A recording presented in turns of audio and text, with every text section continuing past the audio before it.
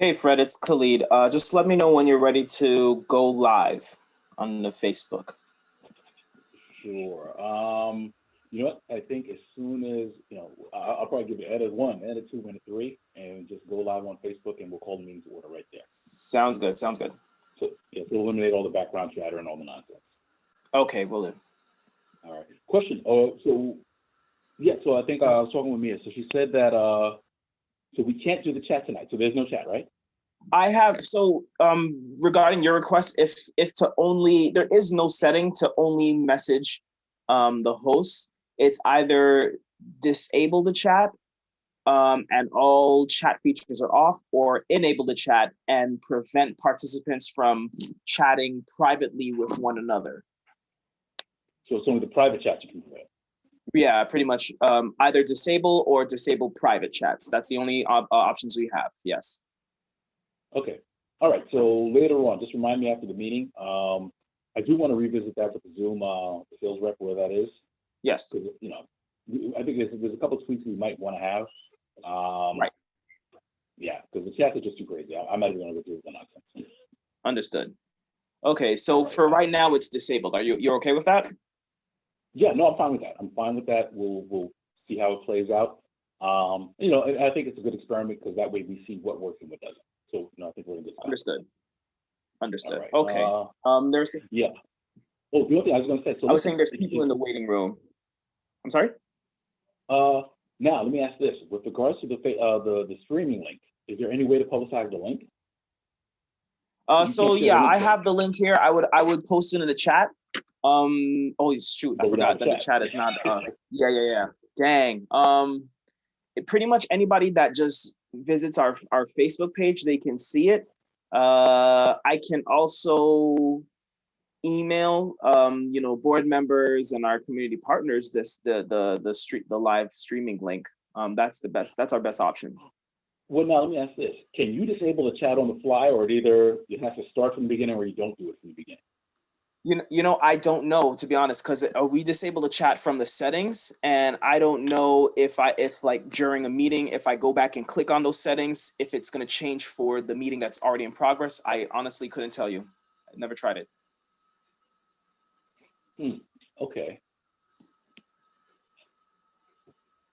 All right. So listen. So let's just do that. Where we'll make the announcement that it's on the Community Board 9 Facebook Live page. Yes. Anyone who's wishing to access the meeting can see it there as well. And we'll just take that offline where it's like it's one to go on where we need to figure out, or you know what we'll do is we'll just say from now on, when we're sending out the meeting notices, we'll also include the link because we can set those links up in advance, right? Yes, we can. And really the live stream link it's just the standard like https www.facebook.com/cb9bklyn/live/. That's what it will always be for all of our live events. Okay. Yeah, I would tell you to give that at the beginning. I'm not sure who's going to get that. It might be a moot point anyway, because if you're on here, you're already on it, so you don't really need the Facebook Live. But, yes. Let's just let it run for now, so we can always say at the end of the meeting, anybody wishing to see this can get a link, from can either get it from here, or they can actually go to the Facebook, the Community Board 9 Facebook page, and the link for this meeting. Right. Okay, then. Got it. Yeah, and like I said, we'll take some of these offline because we're going to need to discuss these when it comes to like future meetings and hearings as well too. So, but we'll take that off. Understood. All righty, sir. Thank you for everything. Really appreciate it. You got it, Fred. You got it. Okay, I'm gonna start letting people in right now. Just let me know if anything. Let's go. And I'll listen for your cue to go live. Okay.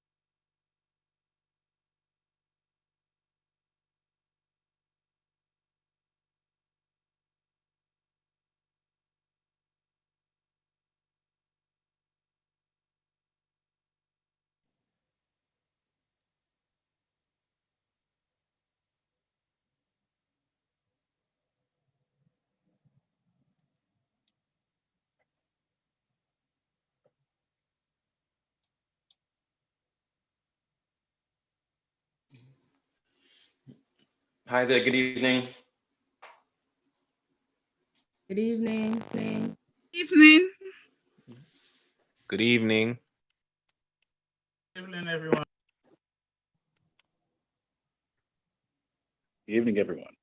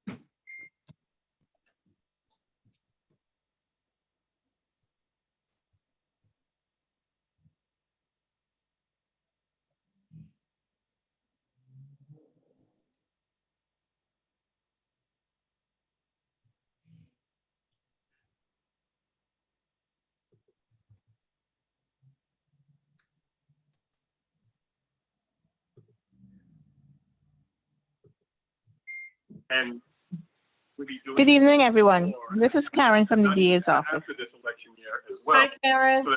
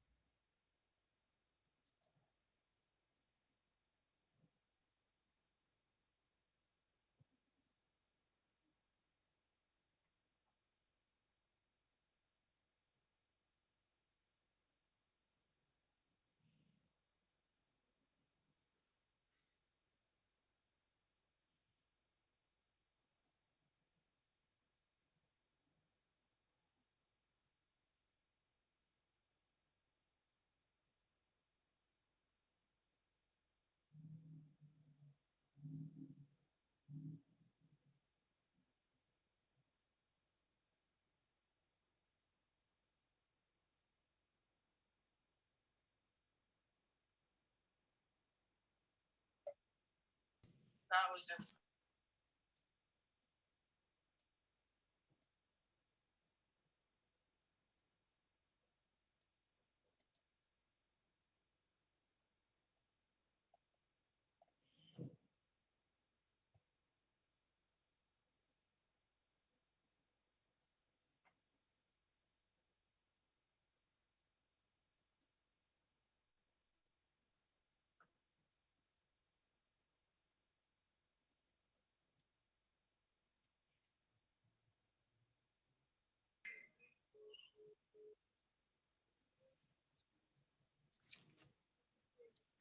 Good morning, Miss Hilton. No, good afternoon.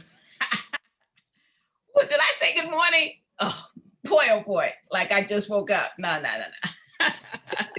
Miss Boyd, how are you? Oh, fine, thank you. Good.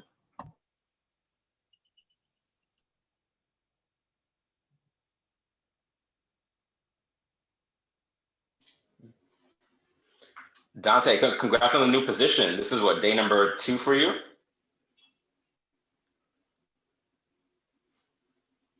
Yes, this is my second day. My official start was yesterday. So we're moving right along. The paperwork got processed. So day 2. Nice, nice. Congrats. Thank you.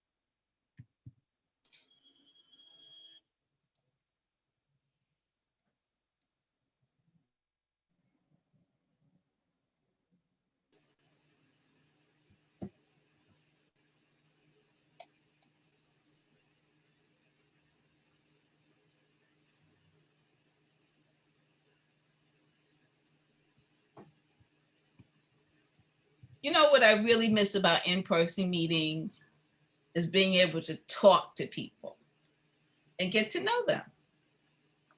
We don't do that. And it's a shame. I miss that.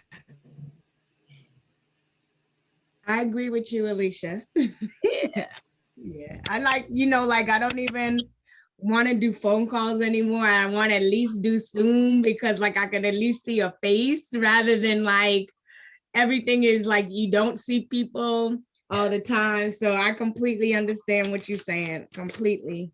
And I be trying to make friends of the board members. I can't do that on the Zoom. Right. Right. Yes. So I do miss that. I miss trying to connect to people. It would be nice when we could go back to in person.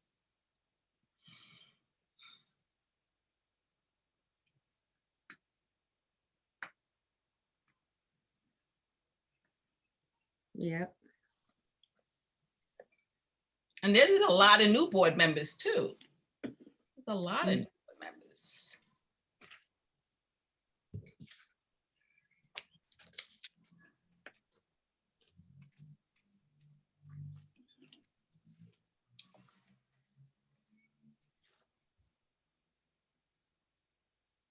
One of the things that would be nice is like if there was somehow a parenthesis that we could see who's a board member, who's not a board member. Like I don't even know some of the board members, and I come to the meeting every month and I don't even know if they're board members or not. So, whereas before, everybody kind of sat up in the front, so you kind of knew most of the people who were sitting up in the front were board members. This way, like, are you a board member? Me? This is my first meeting. Oh, okay. See, I didn't know if you're a board member or not. See, I see. Okay. Yeah, I've been saying that I've been wanting to, get involved because I've been living in this neighborhood for I think over 20 years or so. And I do, I do a lot of youth work, education. I've worked in multiple schools within this area. And, I just was like, I've never gotten involved and I just want to like, this is the time and I need to get involved. So when I went on the website and found that, you had the meeting informations and they're doing everything on Zoom, I was like, well, let me jump in. Sol, you should come join the Youth Services Committee for CB9. No, I just missed it. I was like, You didn't just miss it. It's an open space. You're welcome to join us. I'm the co-chair for the committee. We're having a meeting next week. You're welcome to join us. If you definitely I don't even, there's no chat in this anyway, but we'll find a way to connect with you. Why there's no chat? Why is there no chat? I just don't see one, but so if you email the CB9 email address, they'll send me your contact information, and they have the meeting information also for next week. So okay, yeah, because I had looked at when when I looked at the website, it said like there was a committee meeting, but I had just missed it. So I didn't know you had another one coming up. Yep. We got What another is one. what's your email address? What's the email address? Yeah, Mia, maybe you can, I don't know the exact nomenclature for the CB9 email address. Got you, Primo. It's BK09-1 at cb.nyc.gov.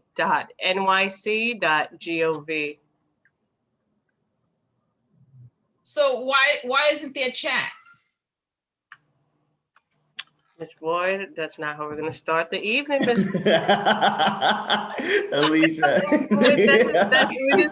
We're not gonna go left just yet. Okay, Miss Boyd, let's just. Can I just We were just verify getting that to I know have each other, Alicia, just like you wanted us to do.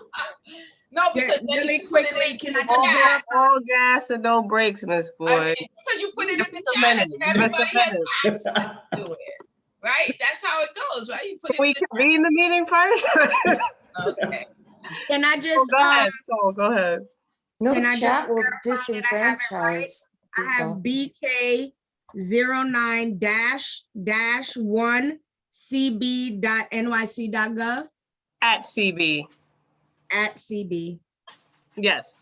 So BK09-1 at cb.nyc.gov. Right. And also, if you go back to the website and go to the contact and put in your information and just in the small box, you can just ask request to be added to the youth services listserv or receive community event information.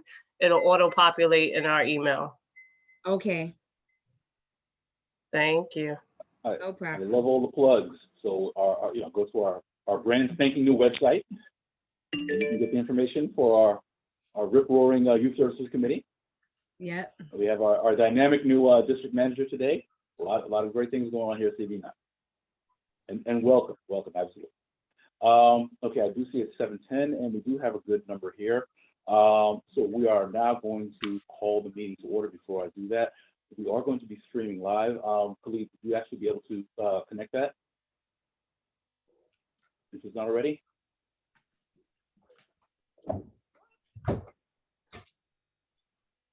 Okay, I believe we are recording and we should be streaming. Okay, so we are going to call the meeting to order. The time is now 7:10 p.m. I want to welcome everyone to our general board meeting for the month of March 2021. My name is Fred Baptiste. I currently serve as the proud chair of Community Board 9. I want to welcome everyone for joining us this evening as we conduct our business. With regards to, I have a couple of items, housekeeping items that I want to make sure we went through. So first, I just want to discuss, there's a disclaimer I did want to read, just to make sure that so I think everyone knows that there has been a court case that's been heard by the judge. And I just want to read the disclaimer, and we'll have more conversation. I'll discuss a little bit more during my chairman's report, but I just want to advise. So please note that the court has prevented the community board and other ULURP actors from formally reviewing the 960 Franklin rezoning application pursuant to ULURP. So what this means is that the community board cannot take any official action regarding this application. However, the court has allowed us to discuss the applications, such as the land use actions that the applicant is seeking and the application materials themselves, including the environmental review. So while we're not here today to formulate a final recommendation or provide an official opportunity for the public to be heard pursuant to the ULURP. So ultimately, and I'll explain a little bit more, we are able to discuss the 960 Franklin application, but we are barred from taking certain official actions towards that. So there's additional information that I will be sharing as well when we get to my chairman's report, and hopefully I'll be able to provide additional color. And we are still in the process of gathering additional information in terms of there's some steps that we are going to be taking as a board with regards to this application. So thank you very much for your patience with regards to that. With regards to code of conduct, we're going to waive the reading of the code of conduct. I do believe it went out with the meeting notice. And the only thing, basically, I just want to make sure that we convey is that, we're meeting here as a community board. What we're asking for is just respect.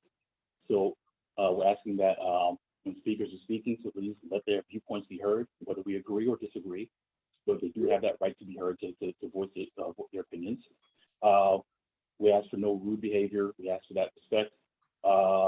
we ask that, if you do wish to speak, please make sure you seek the recognition from the chair. One of the important things for us to do is to make sure we're able to move our agenda this evening. And the way for us to do that is to make sure that we're doing it in an orderly fashion. I will do my best to try and see raised hands within the chat. We also have the district office staff who's also going to be looking as well in terms of trying to recognize. We're going to try and provide opportunities to make sure that we're able to recognize. But please also understand that there are going to be points where we can't continue on and on with regards to a particular topic. We will have to cut it. But we try not, if there's something that you're not able to say, we absolutely encourage you to reach out to the board, to reach out, work with the committees, especially in terms of making sure that any issues or concerns or comments that you have are heard by the board and addressed. So I did note that we are streaming via Facebook Live today. With regards to those members of the community who phoned in today, just with regards to housekeeping, we ask that you please keep your mics on mute until you're ready to speak. So it's *6 to mute yourself, but when you're ready to be unmuted, it's going to be *6 again. So the *6 button is to both mute yourself and to unmute yourself. And then the other function that you want to be aware of as well, if you want to speak, if you're on the phone and you want to speak, use the *9 function. What that's going to do is raise your hand, so we'll see a visual signal, and I'll be looking for it as well as the district office team. And what we'll do is, at the appropriate times, we're going to create a speakers list, at which point we'll be able to recognize you and you'll be able to speak as well. With regards to public commentary, again, that raise hand function is going to be very critical. So for all members, we ask that you please use the raise hand function. We're going to create a speakers list so we can make sure we recognize it. And then lastly, I would just advise, so I know we have with us a number of either elected officials or representatives from their offices. We're always glad to have our partners in our community here, our elected officials here. So we would ask when we get to that portion of the agenda to please make sure that you let the district office team know that you're here, so that way we can acknowledge you and you can bring greetings from your respective offices. That is all I have with regards to that. So we are now going to move on to item number 2 in the agenda, presentations. So I think we had one presentation scheduled for Unipod. I do not believe they're here. Is that correct, Mia? That is correct. They had to reschedule. Okay, so that presentation will be postponed. We'll discuss that during executive putting that for next month's meeting. And then secondly, I want to go. We have with us this evening Mr. Deshaun Mars. Deshaun, you here? Very good, I see you. So Mr. Deshaun Mars, he's here from the Brooklyn Chamber of Commerce, and he has some words that he would like to share with us with regards to his organization and some of the programs he's doing. Mr. Mars, welcome, and please take it away. All right, perfect. Thank you so much, Chair. And so it's such a pleasure to be here. I grew up in CB9. Unfortunately, I don't live in CB9 anymore, but I see some familiar names and faces like Primo, Debbie, and a few folks from the community board who I've interacted with in the past. So it's a pleasure to be here. I have a couple of slides. So if I'm able to get permission to share, I do have a couple of visuals. It'll be easier since there are a few links about the programs that we have at the Brooklyn Chamber. So Chair, if I'm able to, let me know. But if not, then I'm just happy to talk through what we do at the Chamber and the resource network that I'm going to talk about with the recovery work that our Chamber is doing. You can go ahead, Deshaun. We made you a co-host. Oh, perfect. All right, so give me 1 second.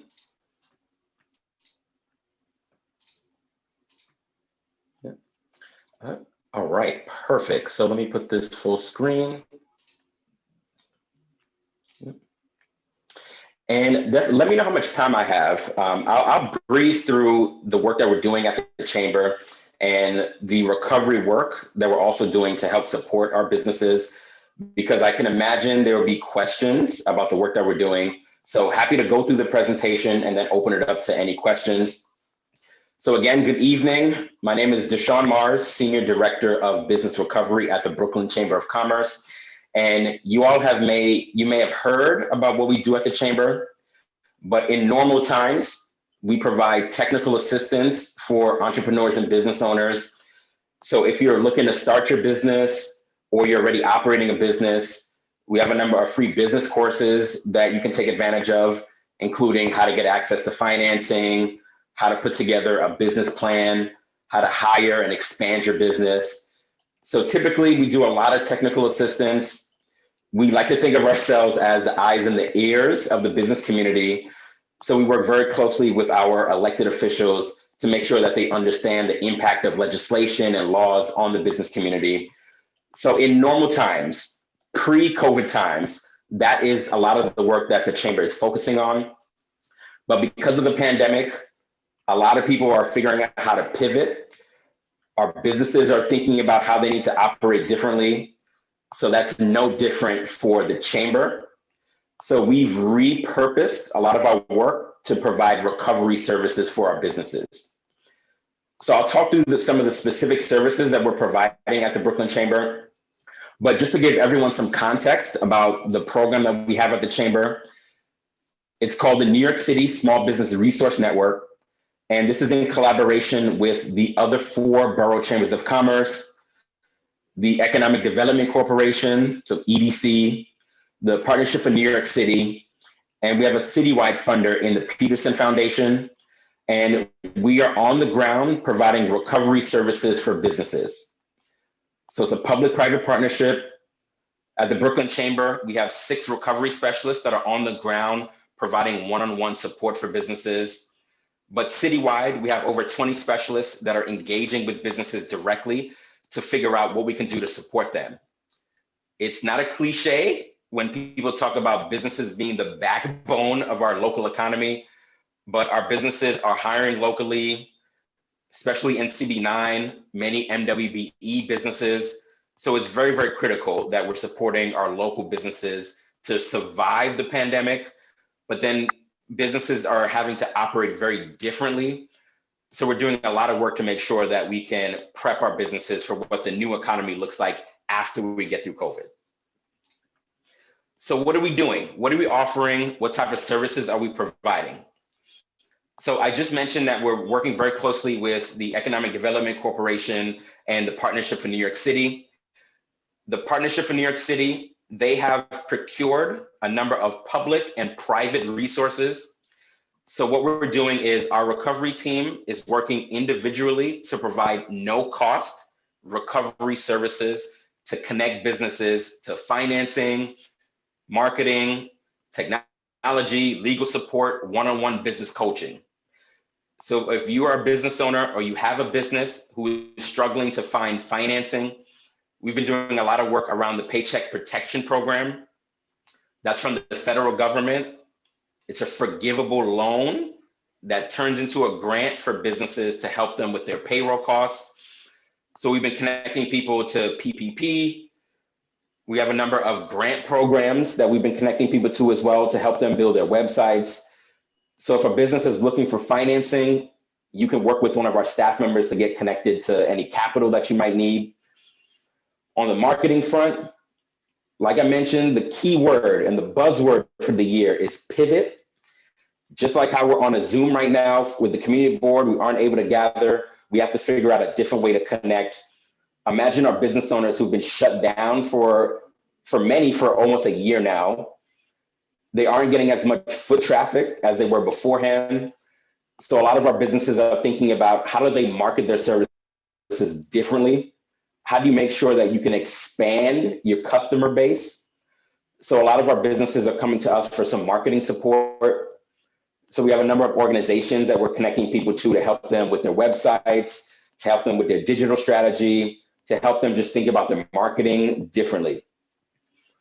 A lot of our businesses need to make sure that they have an online presence and that they're operating with a website so they can sell their services online. So we have technology specialists that are working with businesses to figure out their digital operations, their digital strategy, and help building their websites. Last 2 things really quickly, legal assistance. A lot of our businesses are having to deal with their landlords and the commercial leases and trying to figure out if they aren't generating any revenue. A lot of our businesses can't pay their rent. So there's an eviction moratorium that was in place.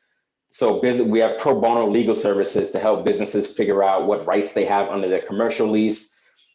So if you know any businesses that are dealing with a commercial lease issue, they can work with our team to get them connected to no cost pro bono legal services. And just the last thing, on the mentoring front, a lot of our businesses, especially businesses of color in our community, may not have grown up in an entrepreneurial household. They don't have people in their network that may have operated businesses. So we're providing one-on-one strategy consultations to help businesses think about what does this next phase of entrepreneurship and business development look like. So we have volunteer services through a number of different organizations that are providing one-on-one coaches for businesses. So to sign up, I'll take a step back. So I mentioned we have recovery specialists that are working one-on-one with businesses. If the community board wants to go out jointly and visit businesses together, our team has been going out door to door to connect with businesses directly. So we're happy to coordinate and do that. If there are any elected officials that are on the line and they're looking for one of our staff members to meet with their businesses, we're going out door to door, connecting with businesses one-on-one. But our website, smallbiz.nyc, that's smallbiz.nyc. You can sign up. It's a very quick intake form. We'll get your information. We'll have one of our recovery specialists give you a call to figure out what resources we can provide for you. Our specialists speak Haitian Creole, Spanish, Chinese, Italian, and we also have a number of different resources to help with other languages if there's a need for other language capacity. And we also have one of our specialists who is dedicated solely to the restaurant and hospitality industries. So the hospitality industry, restaurants have been hit especially hard. So we have a staff member dedicated to only working with our restaurants. So if you have any restaurants that need any support, they can get in contact with us and we'll make sure that our recovery specialist talks with them, figures out what resources we can connect them to, and we'll create an individualized plan to help them recover. So that was our New York City Small Business Resource Network. I'll email the information over to Mia so you can blast this out. You have my email, you have all of our links here. But if you know any businesses that need support, if you want us to come out and visit specific businesses, you let us know, and our team will be out there to make sure that we're connecting people to whatever they need. So I will stop there. If there's time, I'm happy to answer any questions. All right, I see a couple of people waving here. So Chair, let me know what process you want to use here. Sure, we can definitely take a couple of questions. Hold on. So let's see if we learned. So everyone who has a question, if you use the raise hand function, if you have it on Zoom, there should be a function where you can raise your hand, or if you're on phone, you can use *9. You can raise your hand that way. Okay, let me start. Ms. Boyd, I think I saw your hand up before. Great, you asked a question. Yeah, I'm really good at that raising hands. I get there fast. So you were the first person I noticed. Yeah, I saw all in the Zoom box there. I saw it. Well, I have a question to ask you, and it's really serious. We have an associated supermarket, and it's about to be evicted. And I just wanted to know, what is the rule about eviction now? I know that there's a moratorium about evictions for, private, tenants and stuff like that. Is there something for businesses at this point? So that's a very, very good question. So there was a moratorium in place. I think it was up March 1st, but I'll go ahead and check that date. But I believe the moratorium was up March 1st. So depending on the rights that the associated has under their commercial lease or whatever deals that they're making with their landlords, unfortunately, because that moratorium may be up now, and I'll make sure that I double check that, depending on what is in their commercial lease, then that's going to stand. But I grew up in that community and I know that associated very, very well. And it would be a travesty if we can't have, we don't want to have any food deserts in our community. Healthy food is extremely important. And growing up in the neighborhood, that associated is a staple. So we want to make sure that businesses like that are providing vital services for our communities are able to stay. So we've been trying to get in contact with the folks from the associated. So if you have a direct contact, I'm happy to share my information so we can hopefully connect them to any legal resources that are available. Okay. But unfortunately, if they don't have a valid commercial lease, then there's very little that's able to be done if that moratorium is already up. So how would I be able to talk to you? So I will give my email address. I'll say my email address here, but I know that I know Maya has it, so I'm sure she can blast this out. But my email address is dmars. So that's D as in David. I'm looking for M as in I'm sorry. I'm looking for. That's why I'm sorry. I was looking for a pen. I don't have a pen right now. So, Miss Hilton, can you give it to me, please? I don't have to do a foil, do I? Okay, great. She's gonna give it. She'll give it to me. DMars. Okay. Perfect. Oh, yes. Perfect. Yeah, at brooklynchamber.com. Okay, but yeah, but perfect. Yeah, she'll blast this out. So get in contact with us. We're happy to work with them or any other businesses that might need support. Thank you. Okay.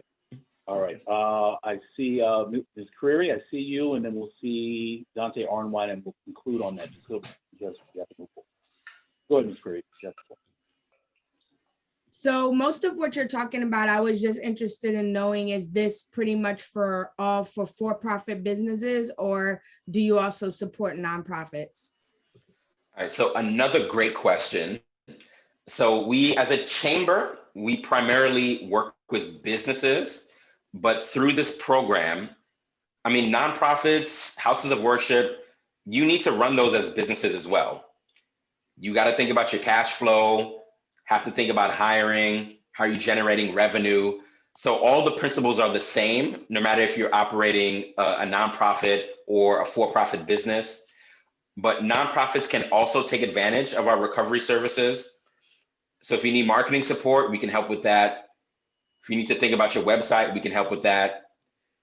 Nonprofits can also take advantage of that federal stimulus money. So if you need to get connected to a lender, we have community development financial institutions that we're working with that we can connect you directly to. So nonprofits, for-profit businesses, they can all work with us directly. And everything is no cost.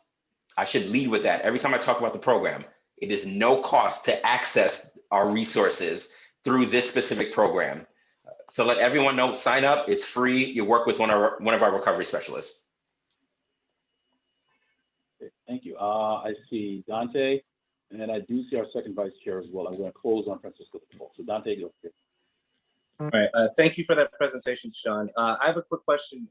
You're helping businesses, build a tech infrastructure. Does that also include apps like Uber Eats and Grubhub? Like, do you help them build that infrastructure? Because a lot of people order out, and that might be a great people, especially businesses that community learn. All right, so it was breaking up a little bit, but I think I got the bulk of the question around building the tech infrastructure, Uber Eats, and the different apps. So we have two people on staff. One is a restaurant hospitality specialist, and she's been consulting for over 15 years. She's run restaurants before, and she's run her own business before. And we also have a technology specialist who's on staff. They can work with the business to figure out if Uber Eats and those apps are things that they want to take advantage of. It may make sense for a business to build out their own delivery service, since those apps do take a percentage of every order that comes in. So depending on their own infrastructure, depending on their supply, they might want to think about if they want to do it themselves or if they want to outsource to one of those apps. So we can work with them and figure out what's the best course of action in terms of building their online presence. But if they want to build their own website, if they want to talk to somebody about having their own website, our technology specialists can work with them one-on-one to figure out what their digital strategy looks like. So they can decide on their own if they want to do the Uber Eats and those different apps. But we have specialists on staff that can work with them one-on-one to figure out what's best for them. Thank you. Francisco Leopold. Hey, what you've said, I can attest to that because I know of businesses in Brooklyn that your office or your organization is working with right now, and they're well pleased with the service that's being provided. I don't know how much time the chair can give, but if you just can give just a little synopsis to the audience as to how important being registered with the MWB is. Yes. So MWBE stands for Minority Women-Owned Business Enterprise Program. Really, really long acronym from the city. But if you all didn't know, but I'm assuming everybody here knows because everyone here is very civically engaged, but the New York City government has a $95 billion operating budget. $95 billion. So the city government will procure many services. So that means the city government will contract out a lot of the different services to provide critical services for New Yorkers. So there is a lot of money in contracting with the city, but historically, our minority and women-owned businesses haven't had access to the same contracts as other businesses. So there are some goals that the city has around making sure that minority-owned businesses and women-owned businesses have access to contracts to both provide critical resources for the city, but then to also help expand their businesses. It's a very easy process. You can get certified with the Brooklyn Chamber of Commerce. We'll talk about the process and how to get all of your information in to get certified. But it's a mechanism to work with city government to provide services. And it's a really great opportunity to expand your business if you can get certified with city government. A lot of even private companies like to work with MWBE certified companies and firms. So it's just a great way to expand your business. Thank you. I was going to close, but I do see our economic development chair actually has her hand raised. So Debbie, you will be the last question that I mean. You're the last. Hi, Deshaun. Thank you for joining us. No, thank you for the invite. You're welcome. I just wanted to know if the Brooklyn Chamber of Commerce provides program funding. Another great question. So we have a no interest loan program that we were providing for businesses, just micro loans, just to get businesses some capital. So we had that program, but what we've primarily been doing is there are some grant programs that are out there for restaurants, Black-owned businesses, and other types of businesses. So our recovery team is working with businesses one-on-one to figure out what grant opportunities are available, what financing options can we get them access to, is there federal money that's available for them? With the federal relief package that was just released, there's a lot of money that's in there for New York State and New York City, and there's a lot of money for our restaurants. There's some money that's there to help businesses offset some of the decrease in revenue that they may have faced between 2019 and 2020. So we're providing a lot of technical assistance to help people kind of navigate those different applications. But as a chamber, we don't have much funding to give businesses, but we do have access to a number of organizations that are providing funding. And we're working with businesses one-on-one to figure out what financing options are available and best for them. What about for schools? Anything for schools? So for schools, I haven't worked with schools yet, and I'd have to check if schools can get access to the Paycheck Protection Program money. That I'm not sure about, but I haven't worked with schools quite yet. Okay. But typically with the chamber, we're primarily working with for-profit businesses, and every so often we do get nonprofits that we work with, and we're able to connect with them. But for the most part, we're working with for-profit businesses. Okay. So if you can just send the information to me so that I can, provide some of the businesses with it and, just push it out as far as I can, I would appreciate it. Thank you. Oh, yes. Absolutely. Absolutely. Mm-hmm. Okay. And with that, we're going to conclude the questions. I want to thank you, Mr. Morris, for coming back to CB9. Yes. You're always welcome back in the hood anytime. We are also going to make sure, so Mr. Owens also gave his email information. We're going to have that on file as well at the district office. So if anyone would like to contact Mr. Owens' office directly, you can contact the district office and we will make sure we make that connection for you as well. Well, listen, otherwise, thank you for everything that you're doing and good luck out there. All right, thank you, appreciate it. Look forward to seeing you again. Absolutely. All right, take care, everyone. Take care.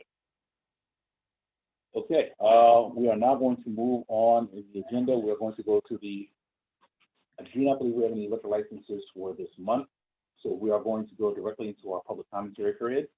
So the public commentary period lasts for the duration of 30 minutes.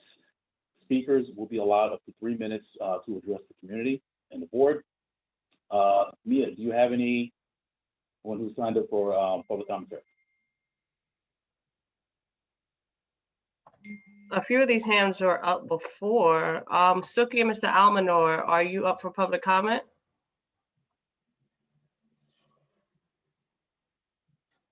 Okay, if not, I see Ms. Boyd. No other hands are raised. Is anyone else? Julia Bryant. Okay. And Mr. Cummings from Ampry Samuel's office. But yeah, we have a portion after. We'll recognize you after that.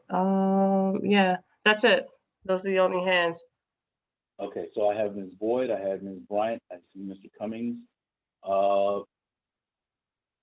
Almanor and Suki, did you want to comment during public commentary or?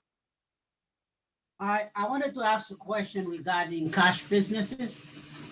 Okay. Oh, I'm sorry, Mr. Mr. Almanor, we have to move on. I can forward you Mr. Marr's contact right now if you'd like, so you can speak offline. I will. Okay. Okay, got it. Suki as well. Okay, Yeah, I also had a question for him, but that's fine. I'll forward you both the contact now. Okay, thanks. All right, so, okay. All right, so we're going to begin. Mia, do you have the timer ready?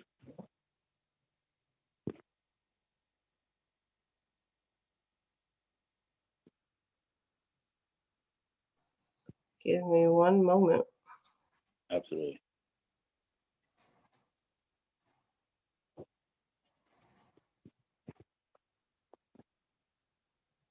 Okay, I'm ready. Okay, so Ms. Boyd, your time will begin once you begin your comments. You're first. Hi, my name is Alicia Boyd. I represent MTOP, the Movement to Protect the People, and Flat Flower Lovers Against Corruption. I'm a community organizer and activist.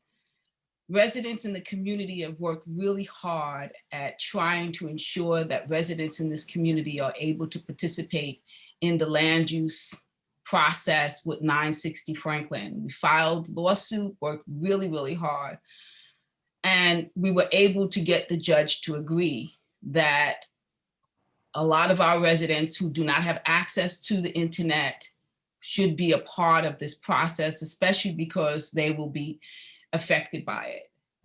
And so one of the things that we are asking the community board to do now that we have a stay on the EULA process, the judge has agreed to turn back the clock on the process, is to allow the community board to put forth an information session so that the community is informed about this project. The only thing currently that the community board was willing to do was to allow the developers to come, talk whatever nonsense they talked, and then it was just going to go straight to a hearing. A hearing is just where people just sit and say their opinion about the development. It's not a space where the community can really know what this project is about, and including the community boards.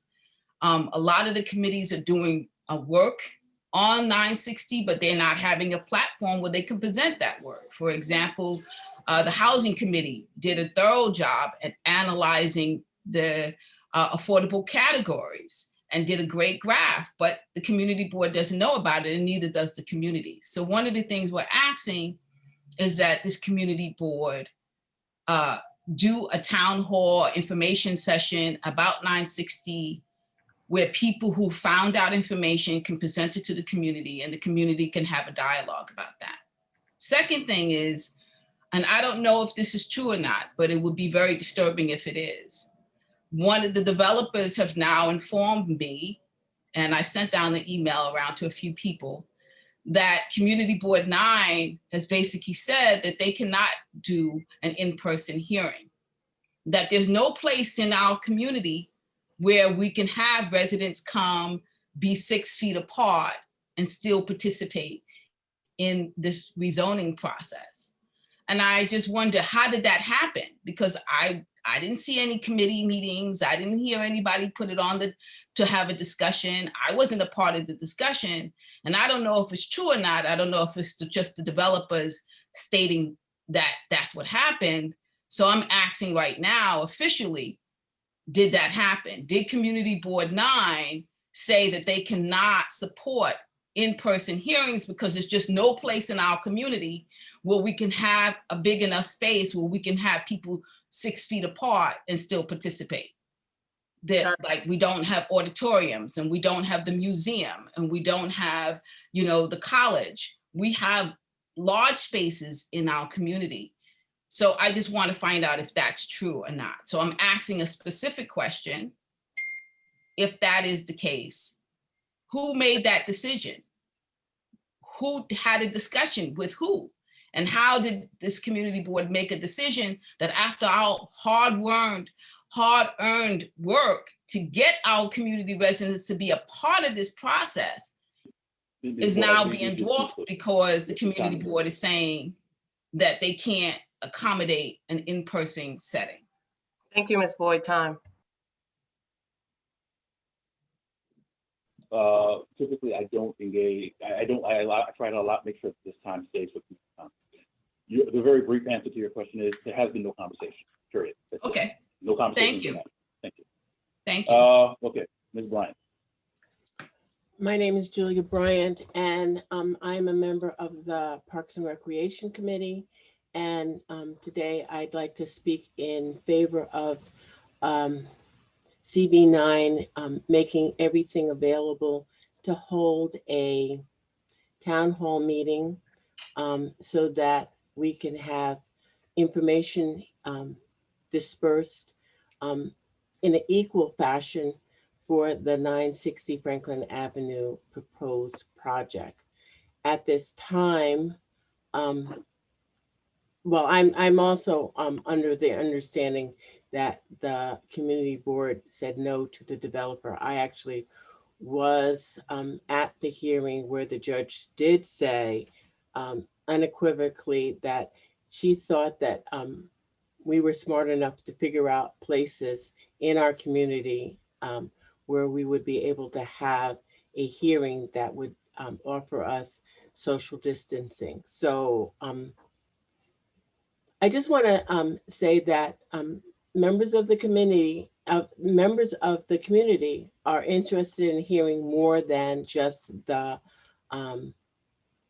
presentation, and I say that dubiously, the presentation of the developer, and that I personally have done research, a great deal of research on the things that would happen to this community and alter the deficit should the 960 Franklin Avenue development go forward. And I would love to present it to the community because I love my community and I'm always about educating people further.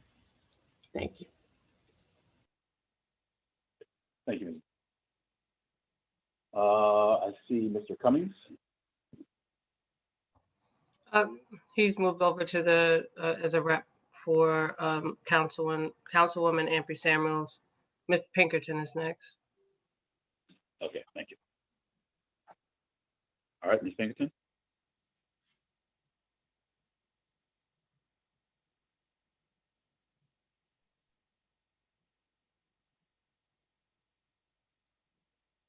Ms. Pinkerton, are you there?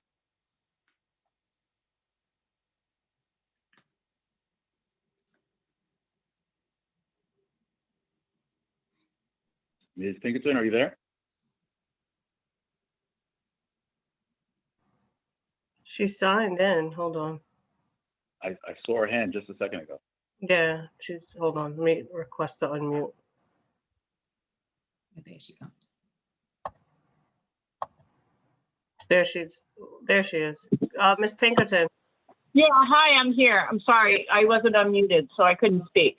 So I had a difficult time to connect. That's why I was delayed in raising my hand. But mostly, I do want to discuss and I do want to present to the board that we should, as a board, come together and decide that we're going to have an information session regarding 960 Franklin. I'm very disappointed that the only public-facing meeting that we've had to date was presented by ULURP that had only the developer give information that was misrepresentative of the application on file. And I think it's very confusing for any public that has dialed in and listened to the developer's representative who self-identified as a principal of the company give, I don't know, variations of the proposal that was before the City Planning Commission.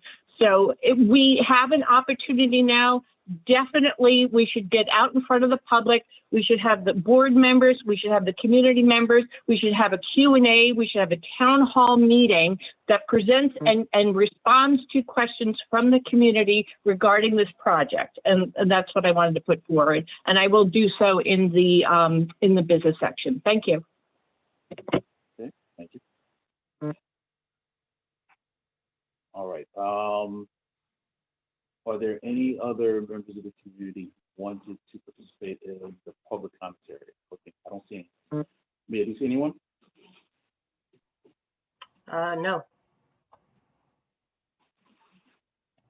Okay. All right. Seeing no other commenters, we are now going to close public commentary. I want to thank everyone for your comments. We are now going to go on to acknowledgments for public officials and residents who are here with us this evening. All right, let me see. And in no particular order, I'm just going as I've seen names. I believe, is Ricardo Newball from the Borough President's Office still here? Good evening, CV9. I bring greetings to the Brooklyn Borough President. I hope everyone is well. We do have some upcoming virtual events on March 24th and the 31st, both Wednesdays at 1 p.m. There will be presentations on dementia and how to care for those who have it. And tomorrow, March 24th at 6 p.m., there will be a Women's History Month panel discussion moderated by Faye Penn, the Executive Director of Women.NYC. I will be sending both of these, all three of these flyers to Mia so she can send it out with all of the meeting information for them. I hope everyone stays safe and have a good night. Okay, thank you very much for clarification. Okay, also with us this evening, I see Mr. Dwayne Joseph with Assemblymember Diane Richardson's office.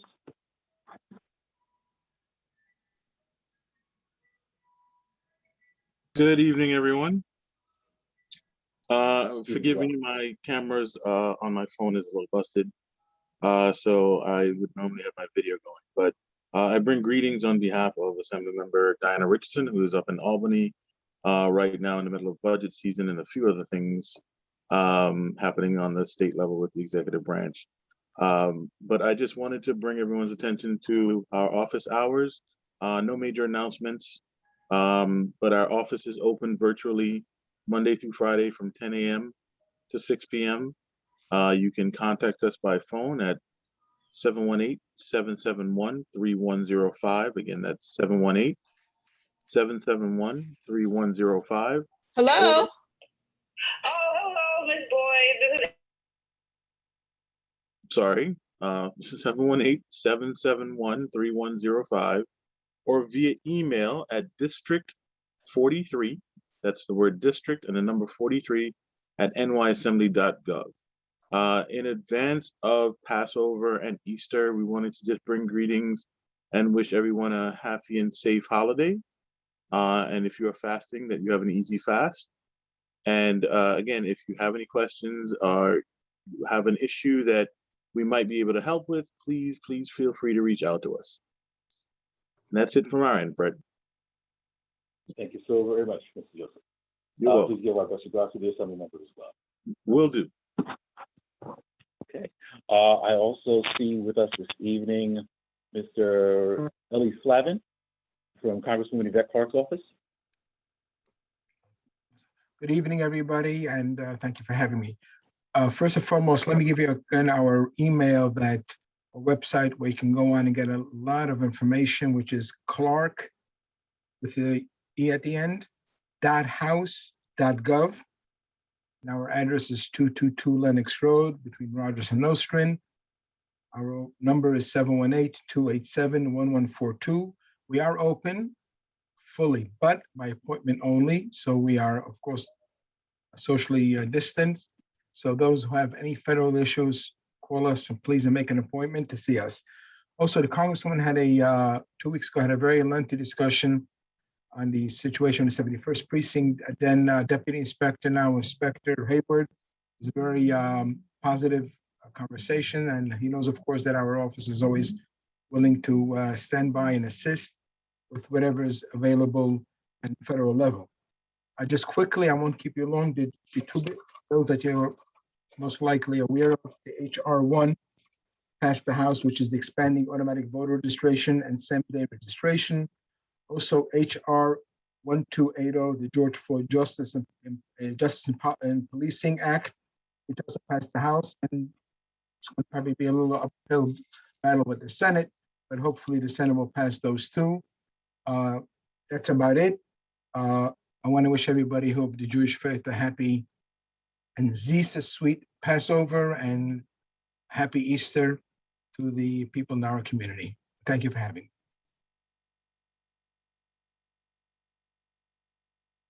Too short? No, sir, you were right on time. Absolutely. Thank you so much for joining us this evening, and please give our best regards to the Congresswoman as well. Okay, let's see, we have with us this evening Mr. Maurice Cummings from Councilmember Olika Samuel's office. Hello, and good evening, everyone. Thank you, Chair. Hi, Mia. Good evening, community members and board members. Thank you for having me. Maurice Cummings, Special Assistant to Councilmember Alika Ampry Samuels. I bring greetings from her and all the way from Brownsville. This Thursday, we'll actually be doing a food giveaway on kind of this side of town at Harry Silver Houses, located at 828 Midwood Street. We'll be there between 12 and 2, and I think we'll have up to 100 meals, fully furnished boxes of nutritious meals to give families who are in need. So if you're in the neighborhood or know someone in the neighborhood that may be able to take advantage of that, by all means, please send them our way. I'd love to see them. Also, I'm part of a ranked choice voting consortium, and just want to give you guys an update with respect to information that's going to be soon disseminated by CFB. The council member was the lead on a piece of legislation that will charge CFB with the responsibility of educating and putting information about ranked choice voting into your mailboxes. So you soon shall begin to receive this information. It'll be in a number of different languages to accommodate everyone of the various backgrounds and different communities. So it's important that you look out for that, because ranked choice voting is a new thing here in the city.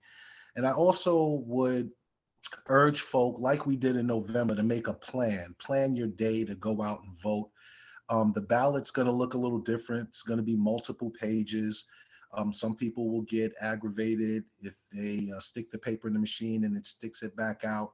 So to ensure that your vote actually gets cast, please try to make a plan. Give yourself a little bit of extra time to work through the hurdles of this first time happening here in the city with ranked choice voting. You'll also begin to see posters and literature and information in your local neighborhood stores, such as I'm actually going to be speaking with Rite Aid to see if they'll be willing to post information on ranked choice voting. We're trying to combine ranked choice voting information with vaccinations, especially for seniors. And we're trying to reach as many people as possible from different age groups, young all the way through our super seniors, who are the jewels of our community, to make sure that this information is comprehensive and that we get it into as many hands as possible. So just want to keep that on the table. I think it's very important, since this is the first time going out, that we do that. Our offices are open for constituent services via an appointment. Our phone number is 718-953-3097. My email address is mcummings@council.nyc.gov. Please feel free to give us a call, shoot me an email. I'd love to assist you with whatever it is. Doesn't matter for me, it really doesn't matter where you're from, because we're all helping one another across the board, across lines. It really doesn't matter. If you need assistance, by all means, please give me a shout, and I'm more than happy to assist. A couple of holidays coming up. Happy Easter to everyone. Happy Passover to everyone. Please stay safe and healthy. Continue to follow COVID protocols so we can all get through this and get back to some level of normalcy as we used to know it. Thank you very much. Be well and have a lovely evening, everyone. Thank you very much, Mr. Cummings, for coming this evening, for everything you do in the community. Please give our best regards to the council. Absolutely. All Thank right. you, Chair. And I think we're going to keep moving on. No, I kid, because we have with us this evening Ms. Karen Crawford from the Brooklyn DA's office. Good evening, everyone. I bring you greetings from the District Attorney's Office, and I say happy holidays to everyone. I just have one announcement to make, that on March 31st, we'll be having our Women's History Month. We will have 2 airings of it. One will be at 12 o'clock and the other at 6. As soon as the flyers are ready, I will give it to Mia, and I hope everyone attends. Last month, we had a Black History Month, and we had 300 people on the call. This time, I hope to have more. So please join us to have join us to our event. Thank you so much. Thank you, Ms. Crawford. Always a pleasure when you're here, and please give our best regards to the attorney. Thank you. Okay. Are there any other representatives that we missed? Please, if you could raise your hand, just so we want to make sure we recognize you as well.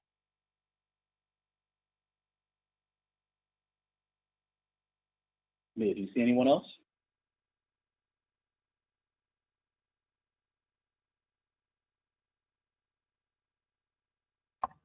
There are no other hands raised.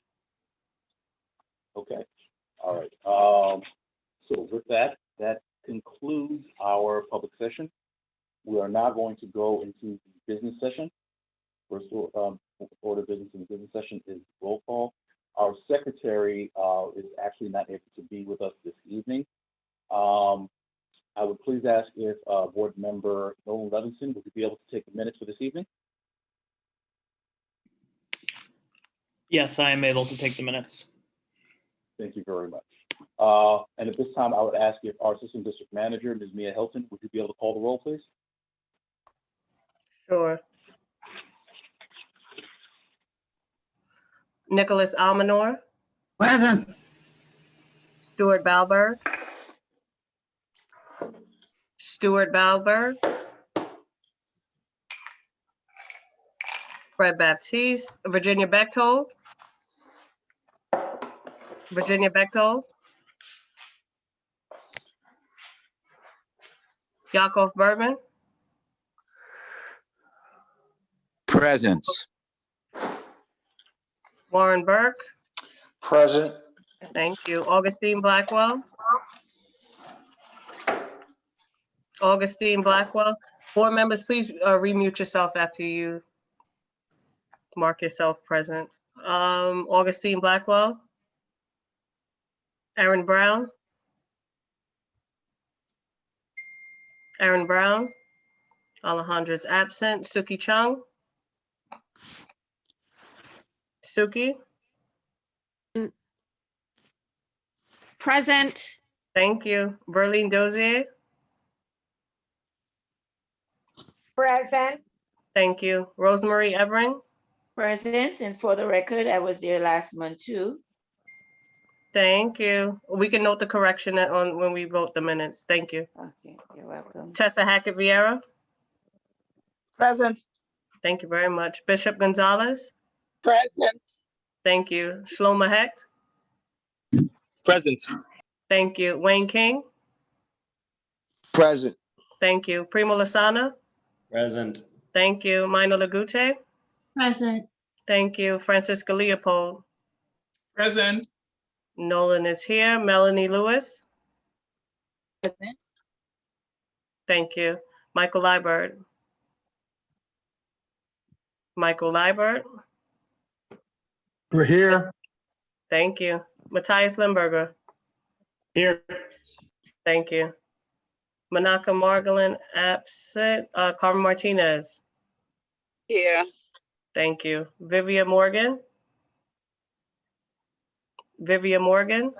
Good evening, everyone. I'm here. Thank you. Thank you. Pat Moses.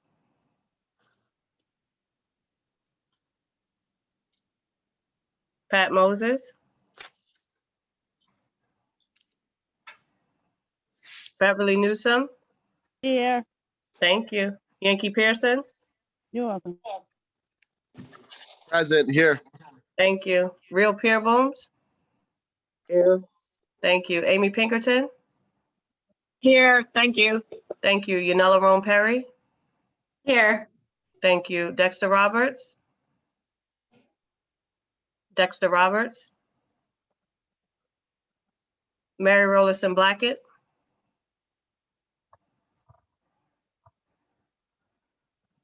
Desma Ross. Desma Ross. Melissa Severe is excused. Rashida Sadiq. Rashida. Absent. Kanita Sperling.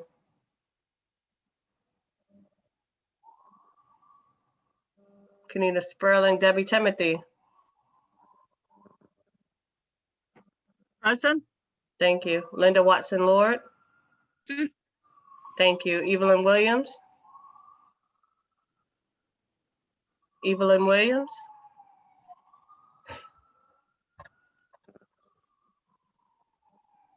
Lorianne Woolsey. Here. Lorianne. Here. Got you. Thank you. 1, 2.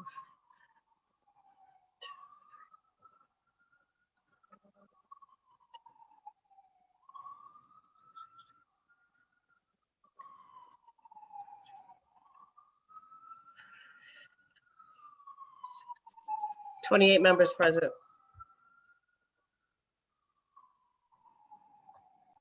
Thank you very much, Mayor. 28 members present. We have quorum.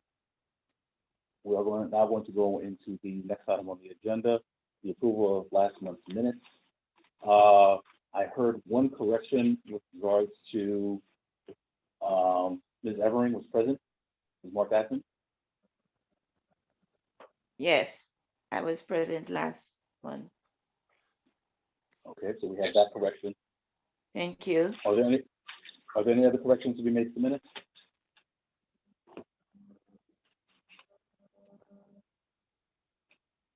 I call a second time. Any corrections to be made to the minutes? Okay, seeing none, the minutes stand as corrected. We are now going to move on to committee reports. The committees reported at the executive committee, and I believe several of them have already provided written reports. Are there any committees which have any updates they would like to provide to the board at this point?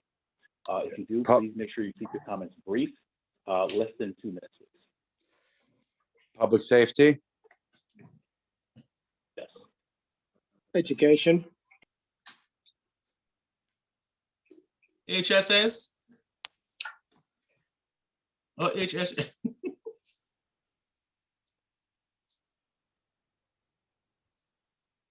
So do you all wish to provide reports? Yes. Okay, so I have public safety. I saw health and social services. I'm sorry, I missed one. Who else said they want to provide a report? Education. Education. Any other chairs wish to provide a report this time? Youth services, say a word for a second. Youth services. I have you as well. Any other committees? Okay, we're going to close on youth services. I would ask the chairs, please keep comments brief. We can within 2 minutes. Chair for public safety. Hi, good evening, Mr. Chair. Good evening, fellow community members. At next month's meeting, in addition to any liquor license applications, we will be discussing noise complaints in Crown Heights. There have been several locations where there were heavy noise, keeping up seniors and residents. And usually, unfortunately, when there's noise, there's partying, leads to crime and violence. So we're going to be working with both community residents and law enforcement to deal with this issue. So if anybody has a serious noise complaint, please reach out to Mia and reach out to us, and we'll address it at the next meeting. In addition, 2 more comments I have to make. One is, as the chair of public safety, I mean, as somebody who's very active in the community, I think that there are many less people that there are many people that will not go to a public meeting, an in-person meeting, before they're vaccinated. And I would strongly discourage any in-person meetings. If we're talking about access, there are many, many more people that will not go to a public meeting that have access to the internet and don't have access to the internet. So if we're going to do a public meeting, we definitely, an online meeting has to be included, and I would strongly discourage any in-person meetings at this time. With regard, I want to just end off with regard to Clove Road. I know there's a project now before the board that they're planning to go forward.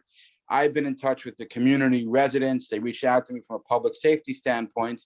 I want to make a quick few points, and maybe Carmen could address it. Malbone Street, which is the block immediately adjacent to Clove Road, several residents there own parking spots on Clove Road. They pay taxes for them. And although the plaza will not directly block the parking spots, currently Clove Road is a one-way street. And that area, if there's going to be people gathering, I mean, are cars going to be going in and out of the same, is it going to become a two-way street, a dead-end street? And there'll be cars going in and out of the parking spaces next to the plaza. I'm not really sure. The city hasn't addressed that. In fact, the city hasn't made any effort or any outreach to the residents of Melbourne. They're concerned with potential noise, whether there's going to be they're going to be serving liquor there, late night gatherings, and although they welcome changes and upgrades to Clove, they're deeply concerned with the fact that nobody on the community and this from the city, from the Department of Transportation, has made any effort to reach out to them to discuss it. And there are many public safety concerns related to that project. In addition, I know that there's a big controversial discussion regarding Associated, and I question if the developers of Associated are developers of the. I do need you to conclude your remarks. I'm at 30 seconds, Fred. If the developers plan to build a store where Associated once was, that project, that plaza, is going to take away the loading dock. So I'm just wondering how they're planning to put a supermarket there. If there's going to be a plaza, and there's going to be no longer a loading dock for said supermarket. So I think it's another issue this board should address. I think that the city should put a hold on all plans regarding that plaza until they could bring in both the community board and the residents of Malbone Street. Thank you very much. And we'll be addressing it from a public safety standpoint at the next meeting as well.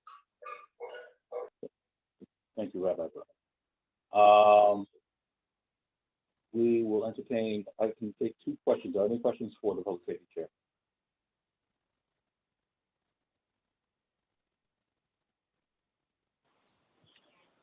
Hi, it's Amy Pinkerton. I just have a quick request. Hold on, please. Regarding. All right. I did see Mr. Cummings, and I do see Tara. And then, I'm sorry. Is that Tara? Yes. So we're going to take those 2 questions. If there are additional questions, please direct those directly to the chair offline. Mr. Cummings, you have the floor. What is your question? Thank you. And I'm asking this question as just a regular community resident. I live on Montgomery between Nostrand and New York. I pass Clove Road every day. I drive through Clove Road. And I may have missed this, but has that plaza already, like, is that a done deal? Are they about to build that? Because like, I don't see that as, I don't see, I mean, this is my personal opinion. I'm gonna make it quick. I use Clove Road. I don't see how it's gonna, how it can't be a safety issue when cars going through back and forth if they're making it a plaza. Thank you. Well, so the answer is we've received a proposal from the city. And it appears to be a done deal. They're going to close off access from Montgomery. But I will tell you, the fact that you're not aware of it is part of the problem. You're a resident in the area and nobody made any effort to reach out to you. And it's deeply concerning. The local residents there has not been outreach to local residents as there should be. Thank you. I got to say, Carmen Martinez has made outreach. She's the chair of from the community board. There has been outreach from the cities. There's no outreach. Yaakov, I provided tons of minutes. We have been discussing Clove Road since November. You have, but nobody reached out to your neighbors. The transportation committee have been discussing Clove Road since November. Additionally, there's only been 3 residents from Milebone Road that have attended the transportation committee meeting, and they have to be prodded to speak up when the representatives from DOT are present. And Right, Warren Burke, who also has been present at those meetings, can also add to this. As far as traffic, there's not going to be any traffic going through there. There's not going to be any evening activities because there's going to be certain hours when that plaza is going to be in operation. It was done as a result. First of all, anybody that's been on the board going back 2013, 2014, 2012, whatever, this is not something new. Clove Road has been in discussion by this board for years and years and years. The communication ceased when DOT refused to spend money preserving the cobblestones. And that's when they stopped communicating. Claudette, the deputy commissioner, used to come to the meeting. The last meeting we had was in 2014 when an architect came and presented the same rendering that DOT has, because I saw Michael Cetera, who was the architect for the Clove Road going back to 2013, was part of the whole Cetera. But So Carmen, what about therefore- Ronan? Okay, What about the all two right, all right, parking listen, spaces? order the day. I mean, The unfortunately, parking we have to move the agenda. spaces, Yeah, DOT listen, has the been one in question. communication with Mr. Carmen, I'm sorry. Newport. That's not accurate. Carmen, I'm sorry to interrupt. That's not accurate. Carmen, I need to interrupt at this point. The only question I have for the transportation chair and public safety, is it going to be on your agendas in next month's meeting? Yes. Transportation, is it on your agenda?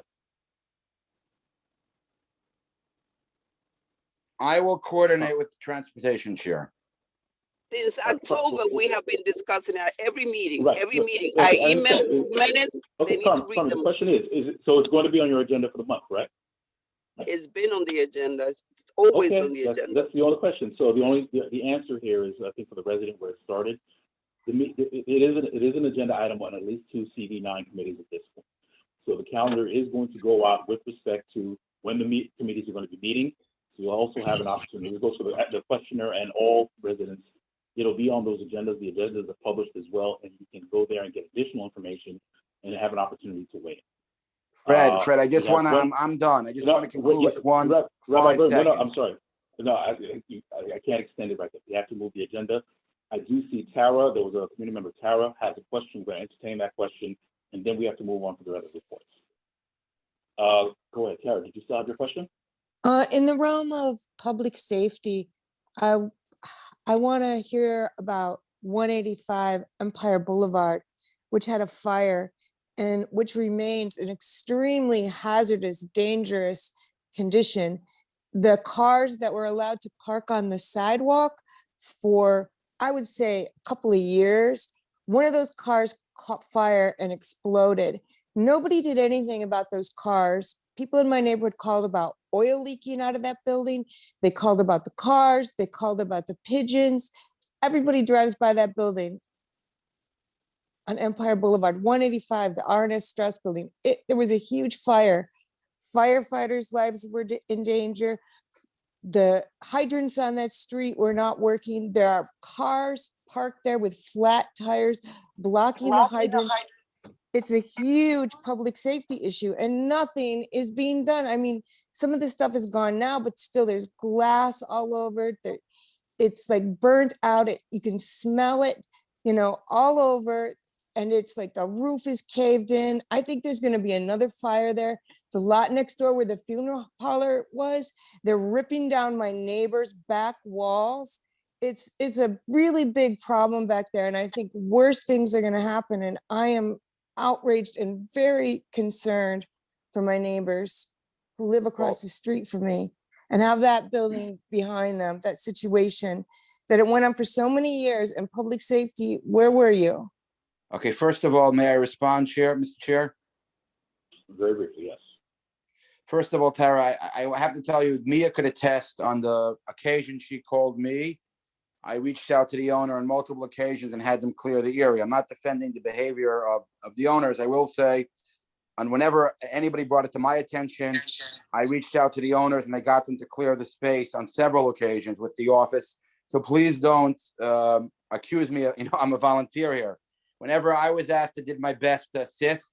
And if you would like me to reach out to the owners and to NYPD and FDNY, and if it's still a mess and a danger, and work with both the community and the city to make it less of a danger, I am happy to do that. Please reach out to Mia.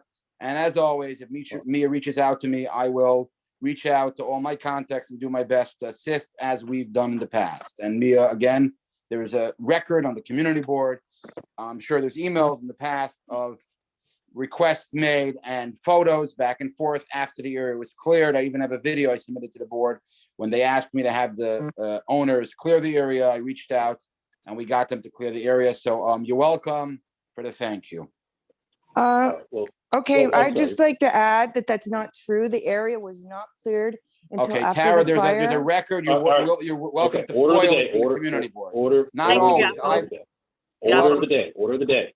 So with regards to that, the way we're going to deal with this, and I have somebody in mind who's going to be able to take care of this in terms of getting answers and getting updates. We'll be able to work through the district office in terms of finding out what the status is, but perhaps there's a public safety issue, or if there are other hotspots potentially that this exists, that's where we can actually report that to the district office and we can figure out what actions we'll be taking from there. I'd like to see a firefighter report, please. We'll try. We'll work through the district office to see what information we can get. All right. Fred, I'm happy to assist. Reach out to me if there's anything I could do. All right. I'm happy to assist if there's anything I could do. Thank you. Thank you very much. Thank you very much for the report. Health and Social Services, and please, I need to remind the chairs, brief reports, 2 minutes or less. That is all we're doing for right now. This is why we encourage all members of the community and for board members who are interested in these things to please go to the committees. This is where the work gets done. All right, at this time, I would hand the floor over to the Health and Social Services Chair, Francisca. Hi, good evening, everyone. Just a reminder to mark your calendar. April 1st, May 6th. I will not go up to June, but April 1st, we are collaborating with CB9, with One New York, which hospital in that network, Kingsbrook Hospital. We will be hosting cooking during COVID, and the demo is from a celeb chef from, I think, The View, or one of the television personnel who usually do the cooking online. They will be joining us. So it will be on Tuesday, April 1st, and the next one followed Tuesday, May 6th at 7 p.m. The login and information will be on our website. I don't know if Mia have anything with her that she can put when we don't have a chat, but all the information is on our site. And moving along to mark your calendar again for April 15th. April 15th, from 6 p.m. to 7 p.m. We'll also be working together with Kings County Hospital, the Sexual Assault Response Team. We'll be hosting sexual assault awareness and prevention during COVID. and that's Thursday, April 15th. And we have a few questions that you would like to hear answered. And if you have any questions as well, or if you know of anyone who have been a victim of sexual harassment, please let them know this is happening. And it's on Thursday, April 15, 2021, 6 p.m. to 7 p.m. And just to give you a little heads up before I go, on June 7th, for the continuation of our Cooking During COVID, our very own Mr. Cummins, he will be one of the person who will be doing the demo for us in cooking. And we'll also have for April and May, we will also have a presentation on diabetes and how our eating, our diet, how it affects our health. And also in June 7th, we'll be concentrating on prostate cancer and any stress-related health for men. So please mark your calendar April 1st, May 6th, and June 17th, and also April 15th. Any information, it will be on our website also. Thank you.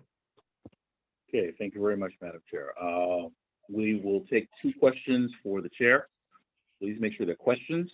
Are there any questions for the Chair of Health and Social Services?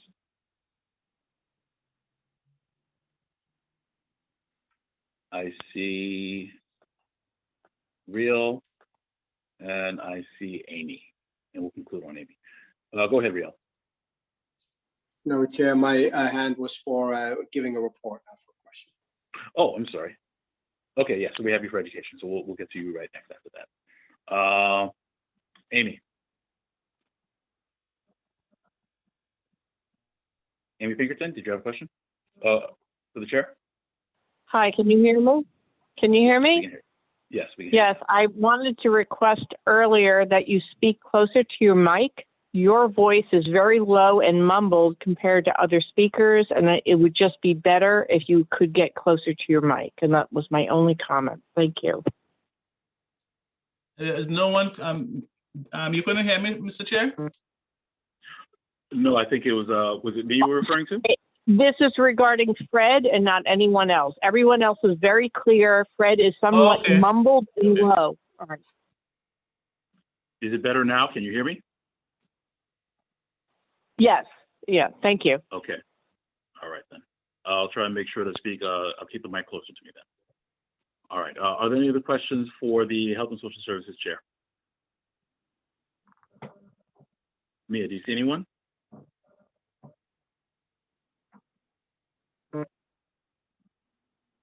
There are no more raised hands. Okay. All right. Thank you very much. Okay. So next we're going to recognize the Chair of the Education Committee. Riel, you have 2 minutes. Thank you, Chair, and hello, community members. I just wanted to give you a quick update on everything that's going on at the Education Committee. Also, no hopes of tempting 1 or 2 of you to join the committee because we have some space on the committee. So I'll tell a little bit about what's going on, and perhaps you want to join us and pitch in. A busy calendar ahead of us. On April 8th, a summer camp safety panel is planned with in collaboration with Plegna and Greenlight Bookstore. All this information will be sent through the board channels, the community board channels in the next couple of days. A virtual panel to help parents think about how they might decide if and when they might decide to send their kid to camp. April 15th, we are working on a celebration and a recognition of Jackie Robinson Day. Again, details to come out. We're excited to make sure we highlight that day for our community. In May, we are looking to organize a virtual spelling bee for our schools and our community. In June, look for the 2nd book fair that will focus on summer reading for the kids in our community. And then the final 2 items we're working on is 1, we are reaching out to our schools, trying to understand how the community board needs to support the schools in preparation for September, especially with the passing of the American Rescue package. There's lots of money flowing into our school system, but how that money is accessible is yet to be seen. And that is something that we want to stay close to. And finally, we're also working on rebuilding the resource for understanding what the state of after school is in our community. So we can start thinking about how we need to advocate for more after school funding in our community. So again, there is room for additional membership. There's lots of work to do. And if you're interested, please reach out to the community board office and we'd love to have you. Thank you, Fred. Thank you very much, Real. Are there any questions for the Education Committee Chair?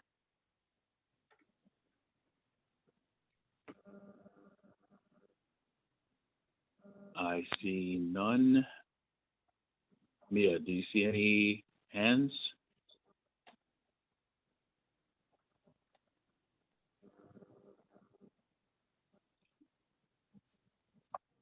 Okay, seeing There are no none. hands Thank you raised. very.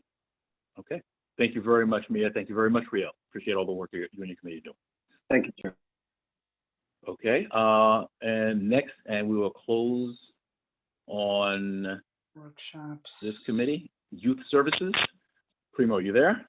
Yep, I'm here. Thank you so Okay, much. Mr. Chair, you have the floor. Riel, sounds like the Education Committee is doing a lot of really fantastic work. The Youth Services Committee works in a slightly older age bracket with students ages 16 to 24. And I have one event that I want to tell everyone here about and get everyone excited for, and hopefully get more young people engaged in. And that is a financial literacy and jobs readiness event that we will be hosting on Tuesday, April 6th from 5:30 to 7:00 p.m. We're going to focus on skills like resumes, understanding how to get investments going, how to be a careful steward of your own money, things that students have told us they're interested in learning more about.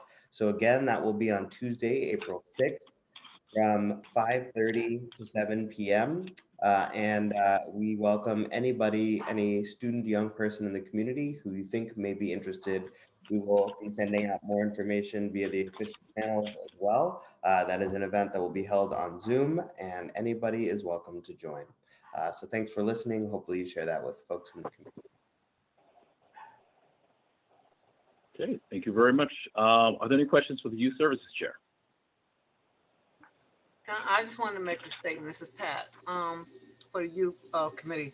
The summer youth jobs are coming up, and what do you have in place for the young people to register now for the youth jobs? Yep, that's a great point. Summer Youth Employment Program opened today after a long period, last year taking kind of a shot and going down a little bit. Last year we did a ton of advocacy to make sure that more spots were open and available. This year it's come back in full effect, so we're excited about that. We're going to be sharing that with the email addresses as well as on our social media channels to make sure that everyone is available to register. And then young people in the community can also reach out to us for one-on-one support with their applications, but the application process is fairly simple. So we'll be pushing out tons of information via our channels, but thank you for raising that point. Summer youth employment is a huge piece of keeping students engaged over the course of the summer. And it will be mentioned at our event as well. Okay, thank you very much. Ms. Pinkerton, I see your hand raised. Did you have a question for the Youth Services Committee? I do. Primo, I think that the financial literacy program is excellent, but I was wondering, there's a lot of people maybe on my block and maybe in my community that don't, I don't know, maybe are not aware of CB9 offerings.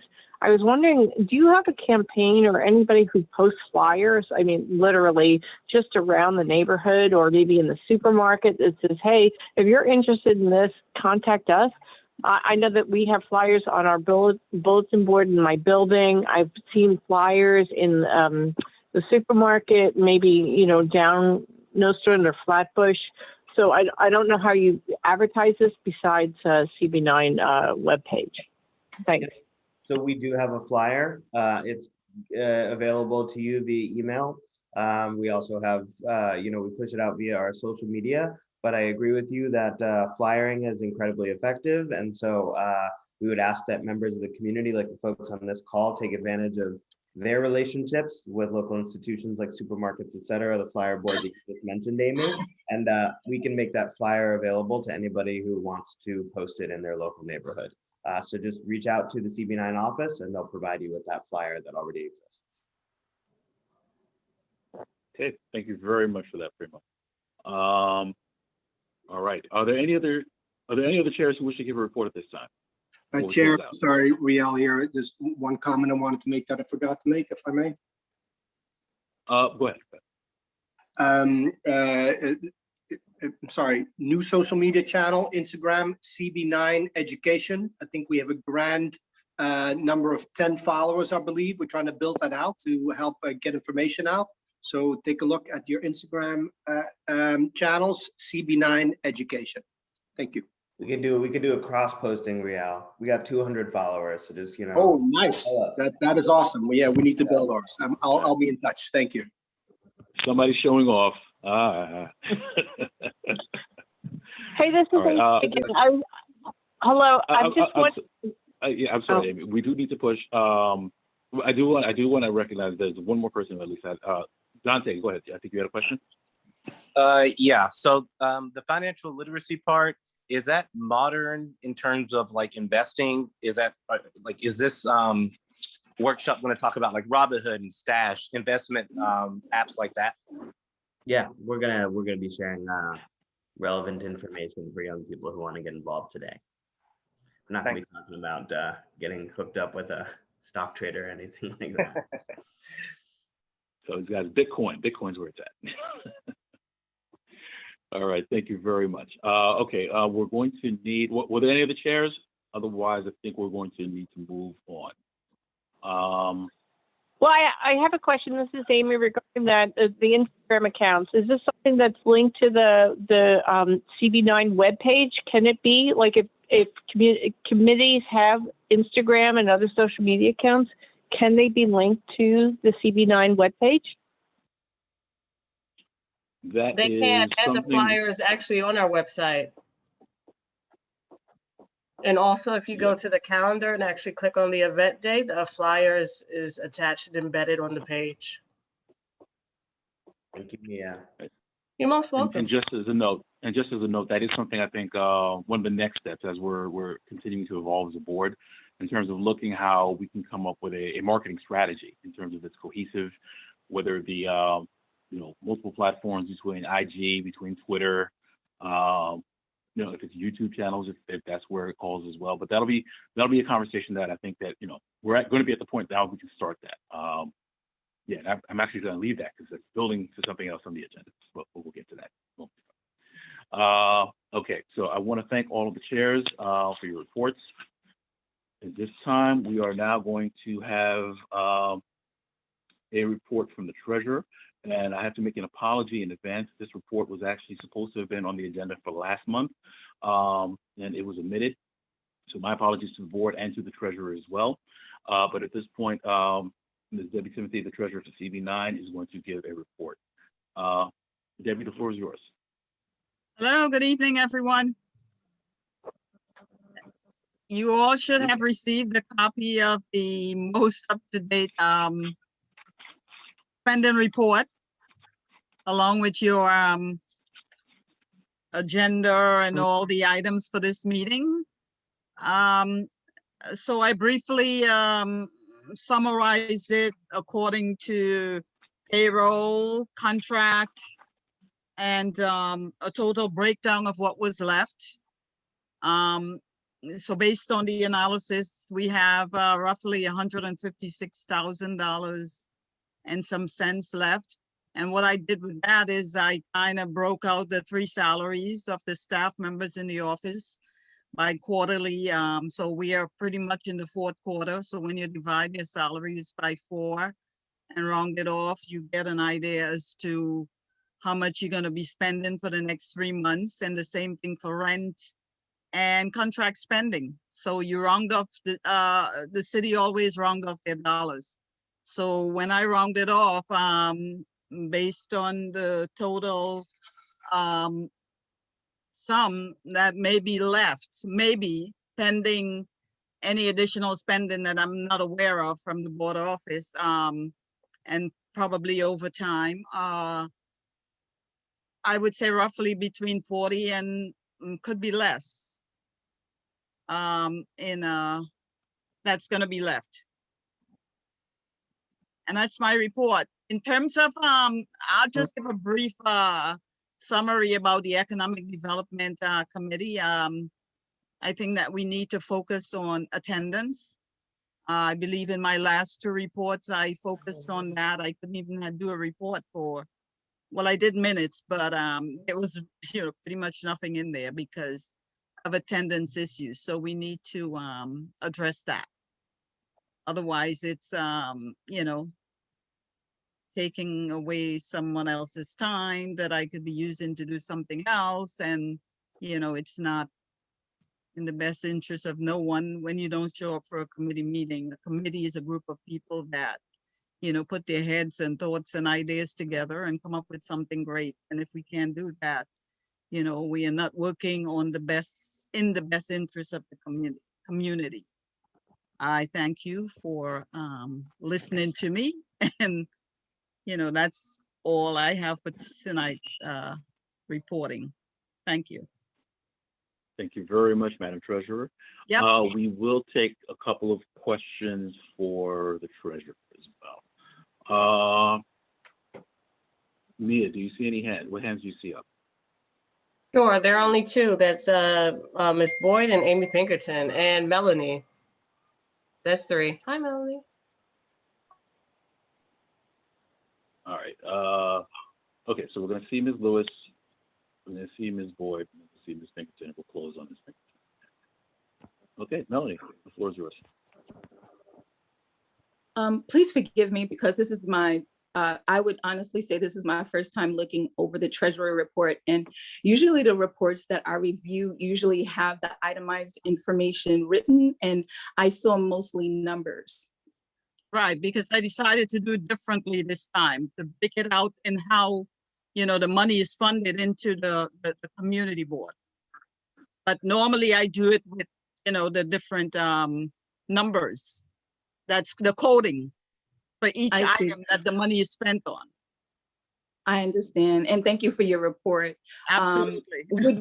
Would we be able to vote on this particular report with the items not being listed next to the numbers? Are we voting on this report? I don't think so. No, the report is for informational purposes. It's for information only. Oh, okay. Okay. Yeah. Thank you. Yeah, sure. All right, Ms. Boyd. Now that it's determined that there's about $40,000 left at the community board that will, if you don't spend it, will go back to the city. What are some of the ideas that hopefully the community board are discussing to spend the $40,000, including, for example, I just heard someone talk about flyering in the community. Primo was talking about having an event. There is a need to flyer because a lot of people don't know, may not be receiving information. What about how are you going to spend this $40,000? Is there any plans that the community board has in spending? Have you reached out to the different committees and asked them how they would like to spend, a couple of $1,000s? Because what we do know is that if you don't do it within the next month or two, the money goes right back to the city, and we're supposed to be now in such a financial crisis. I don't see how healthy it is to be sending back money to the city. And I would like my question answered. Thank you. Absolutely, and I'll address that at this point. So with regards to this, I thank the treasurer for her analysis that she's provided. So understanding that right now we have about 40,000, and it's to say that it's 40,000 loose. I don't want to say it's loose. It's 40,000 that is unencumbered as we currently have it. Right. And one of the things that I would like to do, and this really is really almost a segue into the next section with regards to the district office support. We do have a new district manager there who's in place. And one of the things that we would like to do is that analysis within the office to see what things we still need to take care of. Because we did have some plans from last year in which we were trying to do some expenditures. Some things we ended up having to defer because supply lines were delayed. So, but I do want to let him and the office team have an opportunity to see what is actually required there. so they can give us some idea in terms of what's there, and then we can see what's going to happen, you know, what's actually left over from there. And we can have that conversation in terms of what's the best direction for us to go with that.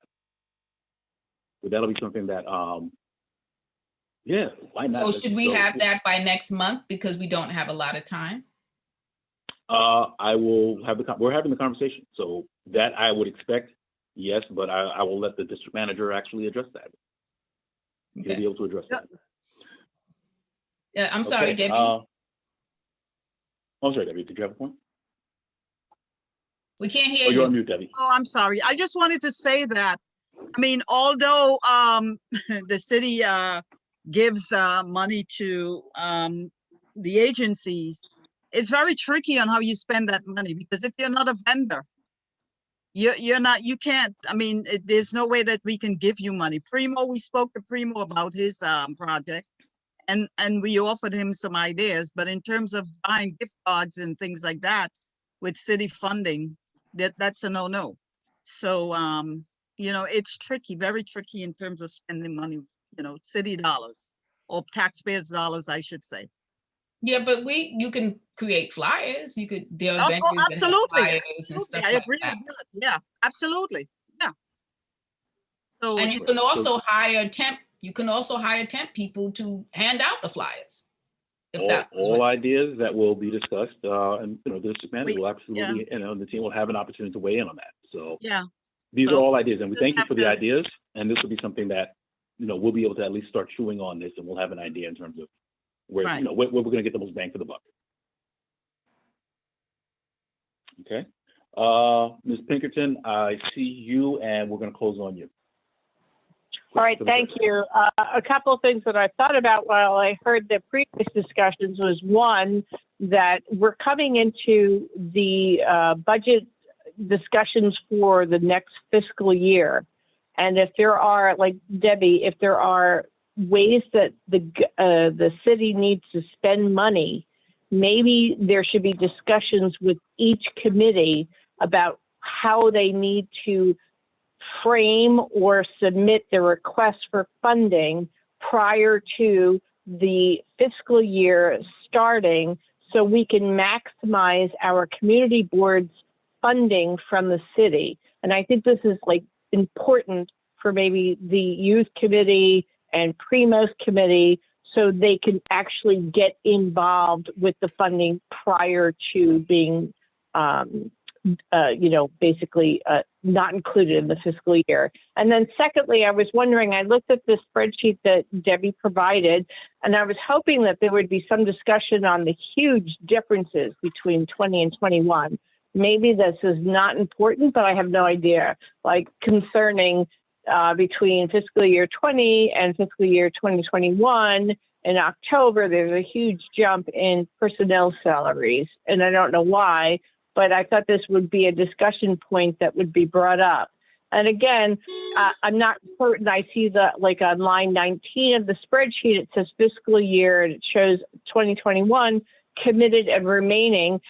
I'm not sure about the city math. Everybody is like firm on saying that we have $40,000 left, but according to the spreadsheet, it seems like we had $156,000 left. So I wasn't certain how that came about. I don't know if it was mislabeled. But again, to Alicia's point, if we do have $40,000 left, how are we spending that before the fiscal year ends? Amy, I Thank just you. And if I could really quickly, and I'll let you finish, Debbie. I think the point is that those are conversations we're still having. We are going to have a conversation with the district manager, with the district office, to figure out what the priorities are, to figure out what we would need to take care of urgently, what expenses we should do now, because we probably wouldn't be able to do them afterwards. And I think once we have that conversation, we'll have a better picture in terms of if there are monies left over, where can we make the investments so that way we get the most bang for the buck for the community and for the board. But it's a little early. I think the conversation is not ripe yet. That's the point. Debbie, if you had anything you wanted to add to that. Oh, you're on mute, Debbie. I just wanted to, Oh, you muted yourself again. I'm sorry, can you hear me? Now we can. Okay, I just wanted Amy to know that I just broke down that $156,000 a little while ago. So I don't know what her question is. Yeah. And I just wanted to talk about the fact that the ceiling fell Yeah, in Ms. on a Boyd, Ms. Boyd, yeah. $7,000 a month Yeah, Ms. rental Boyd, I know. property. Ms. Boyd, please, you need to be Boyd. recognized first. We had already recognized Ms. Pinkerton was the last question. But all these, absolutely, we understand that there are things that need to be done. And exactly, that's the reason why we're saying we need to look at the infrastructure and see what we need to spend money on. I don't believe it. Okay. I'm gonna see. So with that being said, we are now going to move on. I'm sorry, Debbie, did you have anything? Were you done? Debbie, I'm not sure. Did I cut you off? Were you done? Yes, I was finished. Okay. All right then. Okay. Thank you very much for the report. And this will be a conversation that we will be taking up in the next month as well. And actually, I think this is a good segue into the next item, agenda item, with regards to the district office report. And I think the first thing we should acknowledge as part of this report, or I should acknowledge before we hand off the report, is that after 6 years, so CB9 had finally made a decision, and we had made an offer to our district manager, who accepted, and his first day at work was yesterday. And at this point, I would just like to introduce to you the district manager for Community Board 9 Brooklyn, Mr. Dante Arnwine. And at this time, Dante, I will offer you the floor if you wish to address the board and the residents. Yeah, thank you. At this point, I don't have that much. I was very fortunate enough to be able to actually meet the staff yesterday and sit down and kind of pick their brains a little bit about the operations of the office. We have scheduled our first staff meeting for Friday, so we will more than likely use that whole day to really kind of hash out, okay, what are the things in the office that we really need to take care of? I understand the concerns about the money. Those conversations are fluid. We're going to look at I assure you, we are going to spend the money. The money will be spent. We're looking at those conversations. As those conversations continue, we'll meet with everyone, figure out how best to use the money. With that, being said, I want to use the next general board meeting to really paint a picture for the community board and the community on the direction that the administrative side of the office will be going. With that, I know that one of the biggest responsibilities as DM is to oversee the district cabinet. Throughout this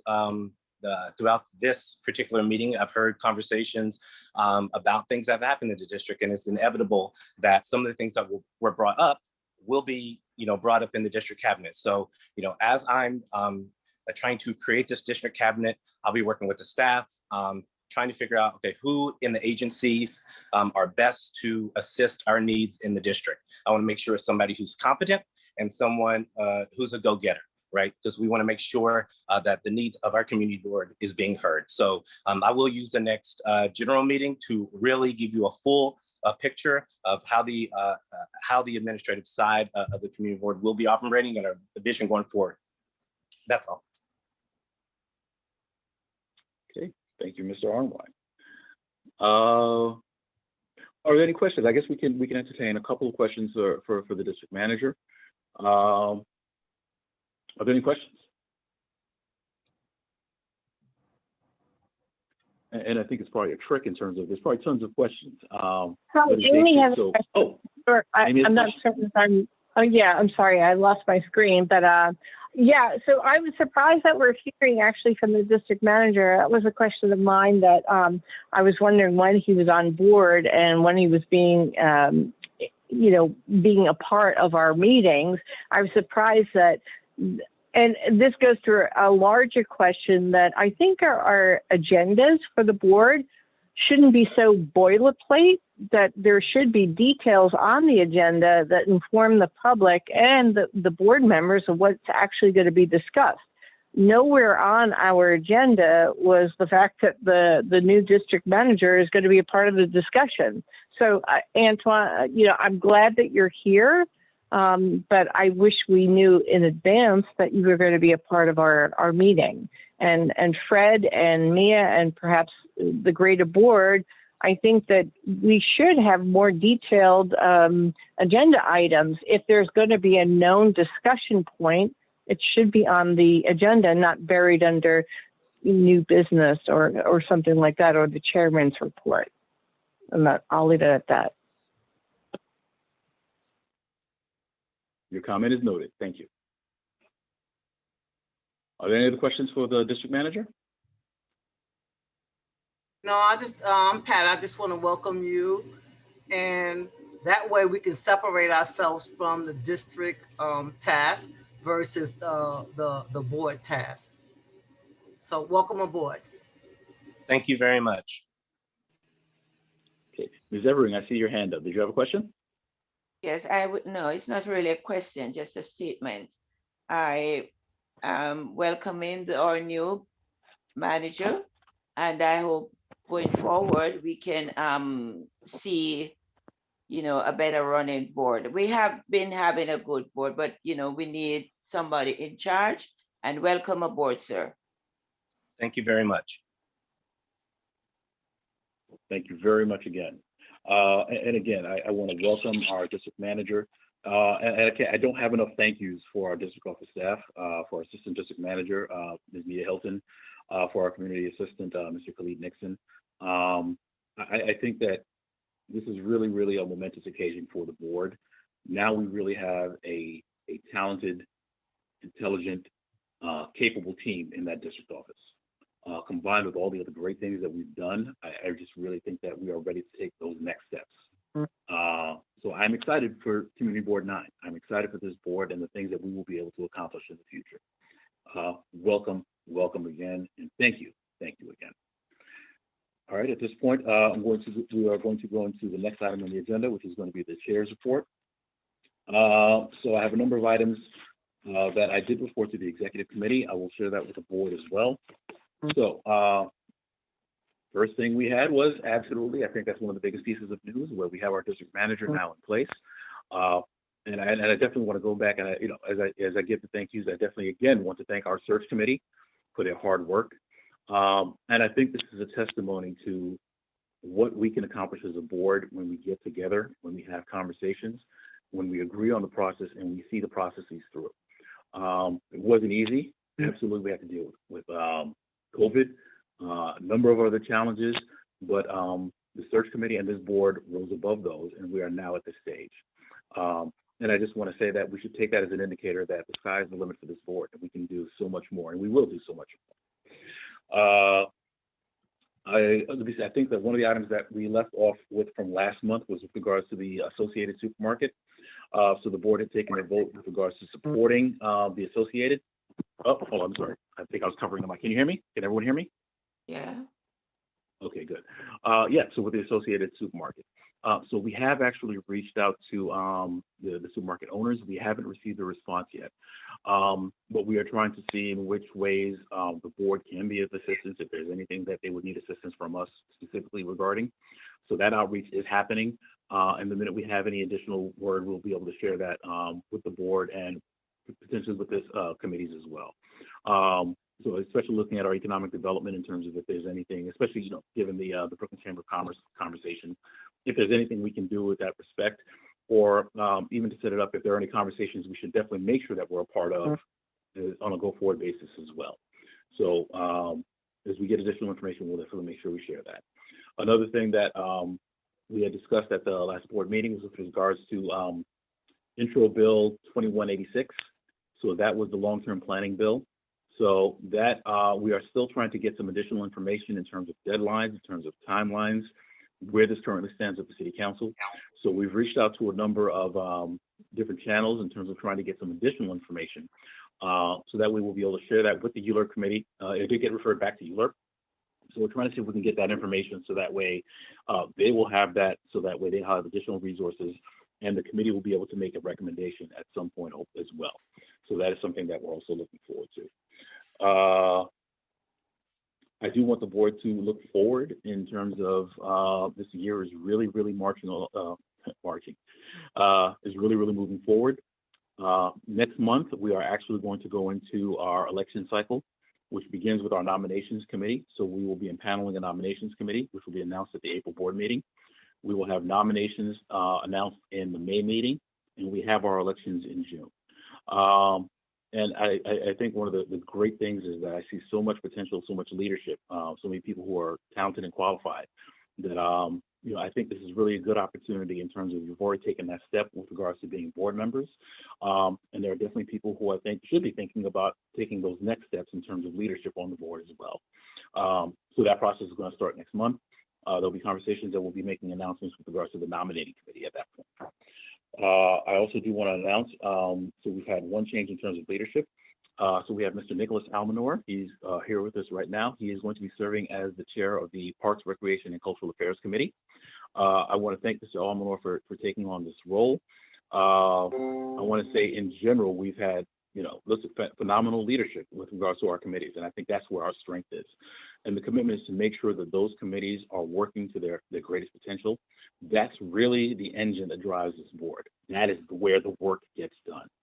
I think the strategy has always been in terms of we want to make sure that we're not consuming time unnecessarily at the general board meeting, working as a committee of the whole. I think in the committee setting, that's when we really get to devote time and energy to the questions, for the topics, for the relative topics. So that's one of the things that I encourage is for members who want to have additional information, for community residents who have questions, who have comments, who want to bring things to the table. The committees are really the place to do that. And I encourage you to please visit our CV9 website in terms of looking for the calendar dates. If you have ideas or questions, those can be given to the district office and those can be forwarded to the chairs. The chairs are very good about communicating back out. And I think that's really the way that we want to make sure that those things are addressed. When it's policy issues, absolutely those things should be brought to the committees. And the committees, the chairs, they have the understanding in terms of understanding what things are policy and what things are administrative, where yes, that's an administrative task that the district office can handle, or it may be a larger question that should be chewed on and developed a little bit more by the committee. And we can come up with recommendations that we can act on and advocate. So, so that's my plug for CV9 committees. And lastly, I think one additional update I want to provide. So with regards to the ULURP process with 960, and I mentioned it earlier when I read the disclaimer. So one of the last month, or actually the very beginning of this month, there was a temporary restraining order which was issued with respect to the ULURP process. So CV9 was barred from having a hearing, which was actually scheduled for March 18th. The ULURP committee has worked very hard with regards to this, and a number of our committees have been working very hard. Our Parks Committee, our Housing Committee, our Environmental Protection Committee, and a number of other partners as well have been looking at this issue. This has definitely been one of the more significant events with regards to CV9 in the last few years, in recent memory, as far as I know. So with that being said, the temporary restraining order was put in place. There was a hearing with a judge. I'm still getting additional details with regards to the hearing. But what is clear is that, one, we are still barred from having the hearing. Two, the other piece of that is we cannot at this point take any official actions with regards to the ULURP process. Still working on getting some additional clarification with regards to that. At least in the short term, the working, for our working understanding is that we can talk about 960 Franklin. We can request information. We can review information that's already been received. We can make additional requests for information as necessary. But the one thing that we can't do on the committee or the board level is actually create recommendations, or have official votes with regards to taking a position on it. So with that being said, there's some additional information I'm trying to get. What I am doing is, as the information is coming, I intend to have conversations with those very committees that we mentioned before. With regards to ULURP, ULURP had actually been playing the point with regards to the process. A lot of the process was dictated through ULURP, and a lot of it was dictated because of an understanding of what our timeframes were. We knew that we had a clock that was running, would expire whereabouts in April. Looking at that, we had to work backwards a little bit in terms of the way we were working. Now that we understand that there is a stoppage of the ULURP clock, I do want, once we get some additional information, some clarifications, I do want the committees to actually be able to look at it and figure out what is the best strategy in terms of how do we most effectively take use the time that we have. So if there were activities or if there were things that we were not able to do because we were restricted by the time limitations, this is where the committee, the ULURP committee and all the other committees can actually say, well, listen, now we have time for other activities if they're warranted. But this is definitely the direction I think is probably in the best interest of the board, to make sure that we're working together, that we're getting the answers that we need to have, that we're taking the time to do the analysis that should be done. Part of that is going to be as well, in terms of we're going to be having conversations with the developer, to my understanding, with the city as well, in terms of trying to improve outreach, trying to improve accessibility, trying to see if we can be as inclusive as possible. So there will be conversations which will be had. I'm still getting information about that. As we have those, we'll be able to share additional information in terms of what can we do to make sure that we're as inclusive as possible with this. So again, I apologize. I know it's probably been the thing I've said a couple of times in terms of I don't have the information, but as we have that, that is definitely going to be made available to the board as well, and we'll be able to chart a strategy going forward with regards to 965. I believe that is for the most part what I have to report. I have no action items, but I will entertain a few questions at this time. Hi, Amy has her hand raised. Please, hold on. I'm sorry? Hello? This is Stuart Dahlberg. Hold on, Stuart, hold on. I'll get your name. So you Just have a question? one moment. You have Ms. Pinkerton, that's Mr. Balberg. Anyone else with their hand raised or that would like to speak? Okay, and we're taking questions, please. So I have Pinkerton, Ms. Pinkerton, I have Mr. Balberg. Who else did you have? That's the only hand I see. Okay, all right, so we'll start, Ms. Pinkerton, go ahead. Hi, I have an announcement, and then I basically want to put a motion on the floor. Fred, I'm glad Ms. you Pinkerton, announced. Ms. Pinkerton, is there a question? Let's do. Is there a question that you have? Yes, but I also want to put a motion on the floor. So whenever Okay. that's appropriate, During you new let me business. know. But I During do new have a business. question. I thank During new business, if you have a motion to put on the floor, you will absolutely have the opportunity Yeah. to do it at that time. All right. Hi, you muted me. So I do have a question. I'm glad that Yes. you spoke the way you did about 960. There seems to be a lot of room for the community board to present information to the public outside of a official hearing. So I'm glad that you let us know that. And I just want to know that you're behind that the community board will present a public forum that will let the community know about information prior to any sort of official action that needs to be taken via the ULURP committee. We seem to have a lot of room that the community board can work with the public prior to any sort of official announcement and hearing for the ULURP committee regarding this development. And I think that you're for it. It sounds like you're for it. So I just want to know your opinion on that. No, well, my opinion is I think that, I want to continue on the path where the committees have actually been driving this. I think that the committees will continue to drive this, understanding what the constraints are, which sound like they're a little bit less. We might have enough time to do that, but I would rather be informed by the committees in terms of the people on the ground, the boots on the ground doing that work, where they feel the next directions are with regards to that. So that's my opinion with regards to that. Well, I've informed you, haven't they? I'm sorry? I mean, the committees have been reporting to you for quite a while, so I don't understand what your hesitancy is. Like, after you get informed, what are you going to do regarding informing the public? The committees want to talk to the public, so we just don't know. That's the conversation. That will be the conversations through the committees, where the committees feel that the best way, the most effective way is through that. Absolutely, that's the conversation. If they feel that there are other ways for them to be effective, we can look at that as well. Additionally, we're going to be looking at, okay, well, listen, how are we going to structure this process so that way we can make sure it's inclusive? I'm saying is I don't have the details, but I'd rather not run in front of the committees. I'd rather let them do that work and inform us in terms of where the next step should be. And I did see Mr. Balberg. Yes, I'd like to know, I've been keeping tabs with the Clove Road project over the last decade since the beginning, and I want to know, did the board put forth any documents to the city saying that they approved the closing? Because this is the most egregious action ever taken by the city on a neighborhood in my recollection over 30 years. And I'm shocked.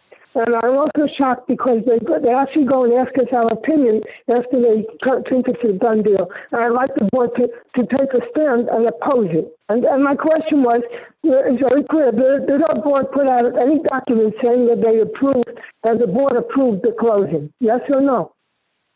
No, there's no document from the board. There was never a vote by the board. Thank you. Okay. Mm-hmm. All right. All right. And with that, we'll conclude the chairman's report. Again, I have no action items. I thank everyone for your attention. And moving on in the agenda, I don't believe there were any voting items that we had. So there are no voting items. With regards to, is there any old business that we need to bring back on the table the board needs to consider?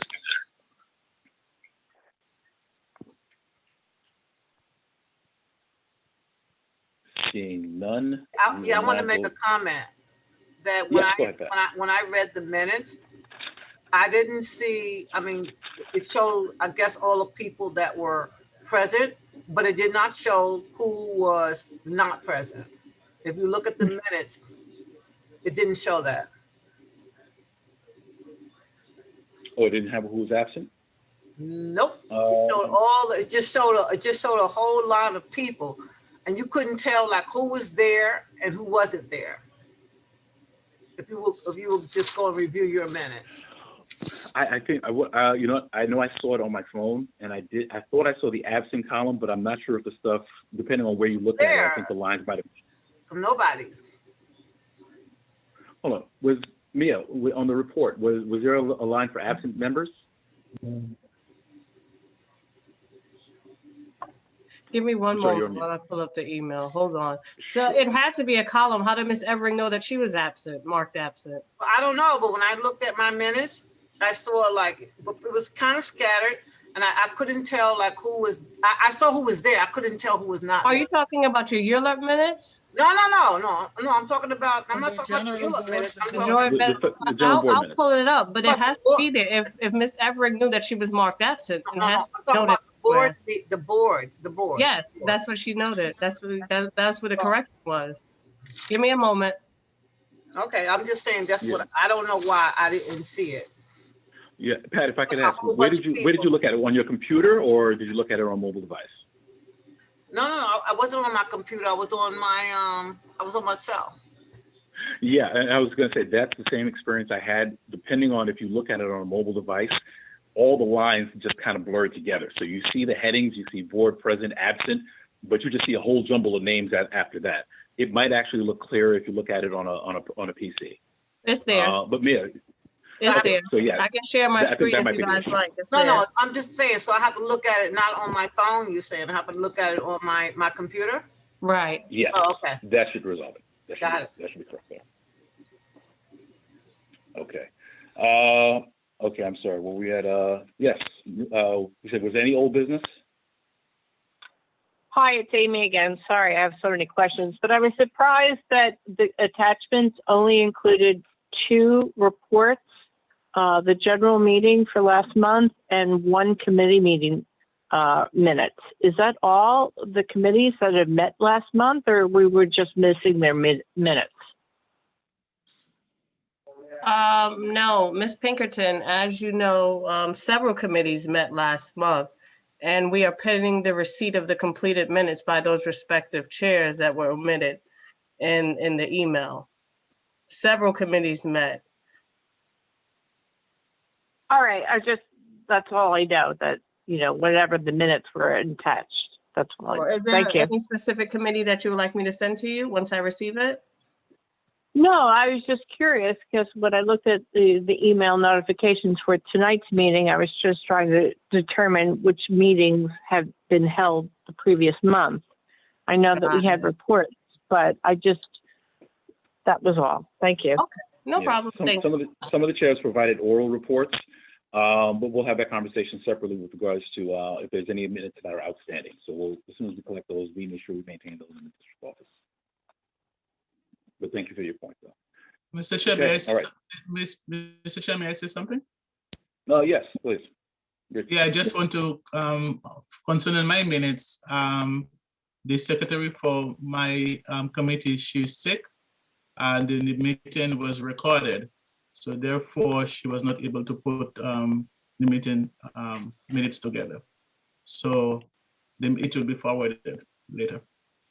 Okay, very well. No, thank you for that explanation. And for all the chairs, so if you haven't submitted meetings yet, please make sure at your earliest convenience to submit those so we can make sure they're on record and on file in the district office. Okay, all right, so moving on to our next item would be new business. Is there any new business to be considered? I just want to make one comment that I have noticed that it's been happening for a while. I know it's a given that sometimes some people, they want to sit behind the cameras, but I'm just hoping that people who are coming on to do presentation or to give a report, it could be from outside, that they turn on the camera to do the report, to do the presentation. It could be from the electors or wherever. You know, we would like to see your face. I know if you want to sit behind your camera, it's fine, but then when it's time to give the report, that's how I feel, and I think that's what, you know, we should look forward to, because Mr. Cummings, he's always sitting he's sitting, give his report. We have Wayne from Diana Richardson's office, and he made an excuse tonight, the reason why he could not turn on his camera to give his report. And I think that has been respectful. But a lot of people, they come on and you just give their names, so you don't know, who it is giving the report. You're just behind the cameras and, just giving a report. And I'm just saying that I wish that when, we ask people to really open the cameras, unless they have issues, some sort of technical issues, I would really like to see that happen. Okay, thank you for your point. And we can discuss that as well. Yeah, and we can discuss that as well in terms of, we do have, in terms of what's the best way to approach that, what the protocol is with regards to our meetings. So if, and I think that there was a point made earlier about for board members, perhaps it's, it's helpful in terms of identifying yourself as a board member on the Zoom. So I think that is a suggestion we should take. And perhaps there are a number of those things that we can consider in terms of protocols for our virtual meetings. But thanks for that, and we can probably discuss that in the exec as well in terms of if there's any other ideas and how do we codify that as a board. Mr. Chair, just before you move on, based on that, when we sign on, we can go on to participants and right next to our names, it says more and it says rename, and we can type right next to our name, board member. Exactly. So I think it's something different helpful. Okay. Amy, I see you. Go ahead. Yes, a lot of activity this evening, but I really wanted to put a motion on the floor. And if this is the appropriate time to do so, I am ready to do so. Absolutely, the floor is yours. Okay, so the motion on the floor is for the community board and I'll quote what I wrote, and I will provide it in an email since it's a little wordy.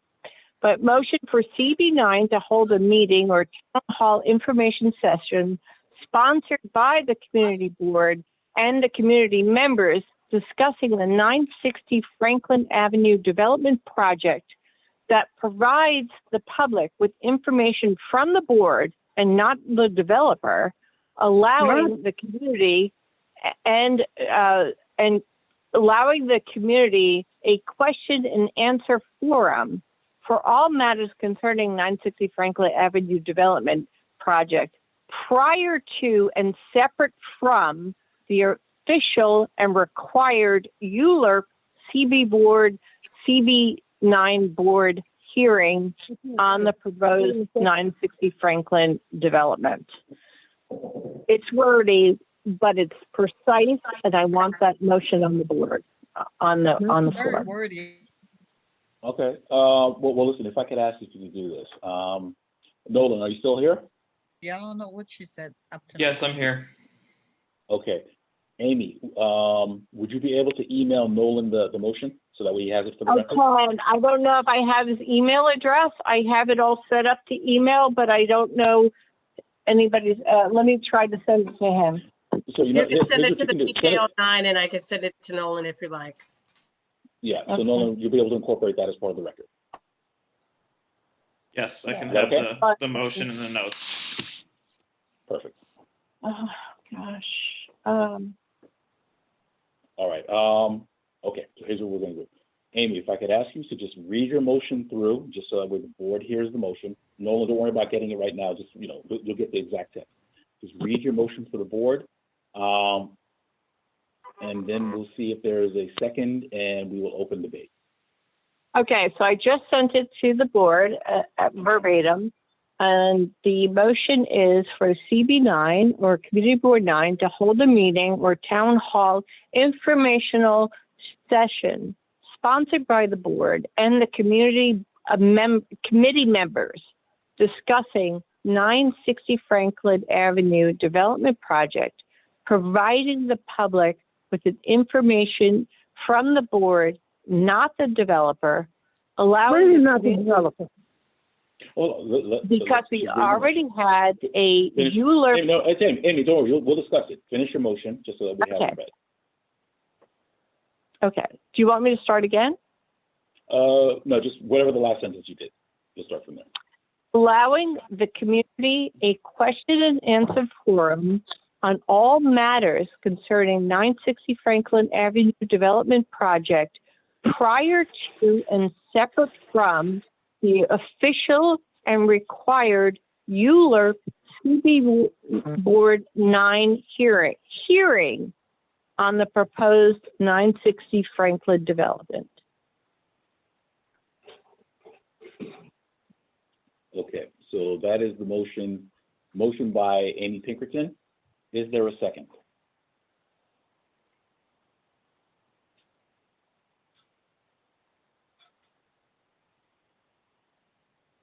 I call for a second time. Is there a second to the motion?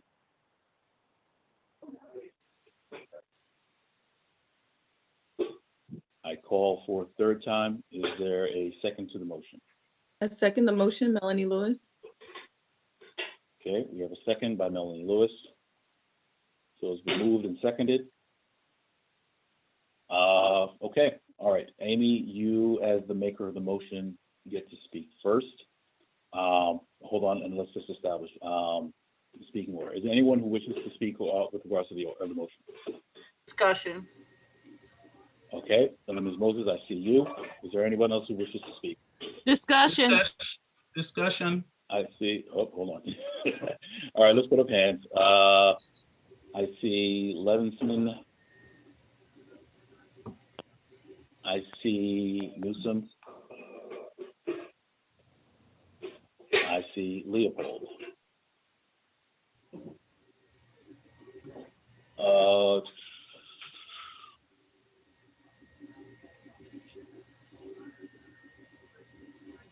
Okay, and we will close on that. Tara, I see your hand, but right now we're on business session, so the discussion is for board members only. All right, Mia, do you see any other hands? All right, I will add my name to the speakers list last. There are no additional hands. Okay, so I will close out the speakers list. So, Ms. Pinkerton, you have the floor. Oh, I'm sorry. I gave the motion. I'm just waiting for people to respond to it. So. Right. No, I mean, did you want to give any other explanation with regards to your motion, why you feel it's necessary, or? No, I think well, okay, so if anybody is confused, I think it's imperative for the community board to respond to the public and provide information that the quote principal of the development company did not provide. It was misinformation that was provided by the only public-facing community board meeting that we had regarding the development project. The self-identified principal had discussed alternatives or development projects that are not included in the official application in process for the ULIP committee. And I think that's like hugely confusing to the public. I think the community board owes the public and our community an information session regarding what this project is, what we feel about it, and provide a forum for the community to ask questions and we can answer them in that time outside of an official hearing that the community board is required to hold that does not allow answers to questions the community has. And that is my position. Thank you. Okay, thank you, Ms. Pinkerton. All right, I see Ms. Moses. I would like to just wait till everybody is speaking. And the reason is because some of the things that she just said is not true and can be proven. So at the end of the day, I just want to hear what everybody else has to say, and then I will respond. All right, we'll give you this, as a ULIP chair, we'll give you that. So we'll let you go last. Mr. Levinson. Yeah, so I just wanted to say that I appreciate the sentiment that Amy is bringing to here and wanting to get the word out. I do caution though, one, passing a motion to set up a separate meeting, just sort of it seems to me that it would be duplicative of whatever our next ULIRP committee meeting would be. Like, I don't see why we can't just advertise such a thing for the next ULIRP meeting, which is an open meeting to the public. And now that we've determined that we can discuss it outside of the official hearing, I don't see why we couldn't do that in that forum. I just hesitate to add additional meetings to people's schedules, not for my sake. I mean, from the public's sake. They're not going to show up at one town hall, one community board meeting, one ULIRP meeting. It's a lot to take in. So I just hesitate to add, additional meetings that might be more confusing to folks. I agree. Okay. All right, thank you. Ms. Newsom.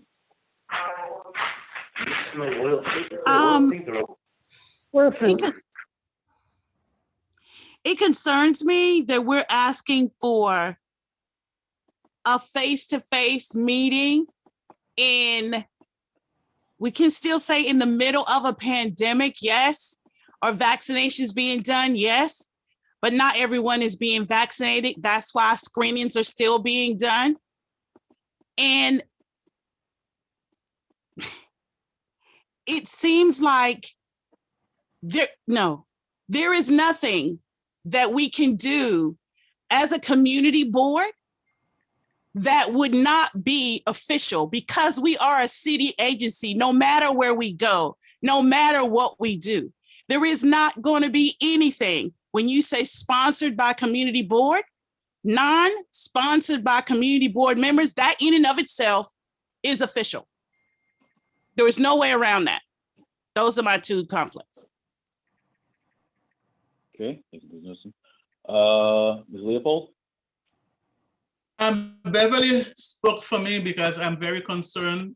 There is no way, and then no one can tell me otherwise, that if we have to, it doesn't matter how big a space, under the discussion, people will be coming and we will not be able to control people. And just as much that we can have a meeting, and we've had meetings with hundreds and thousands of people online, I don't see why we cannot have the discussion. If it's happening, why can't it be held on Zoom as we're meeting now, and whatever different other platform we used to use? I'm looking for us having a meeting outside in an open space. It doesn't matter how much you say with social distance, it's not going to work, and I don't recommend it.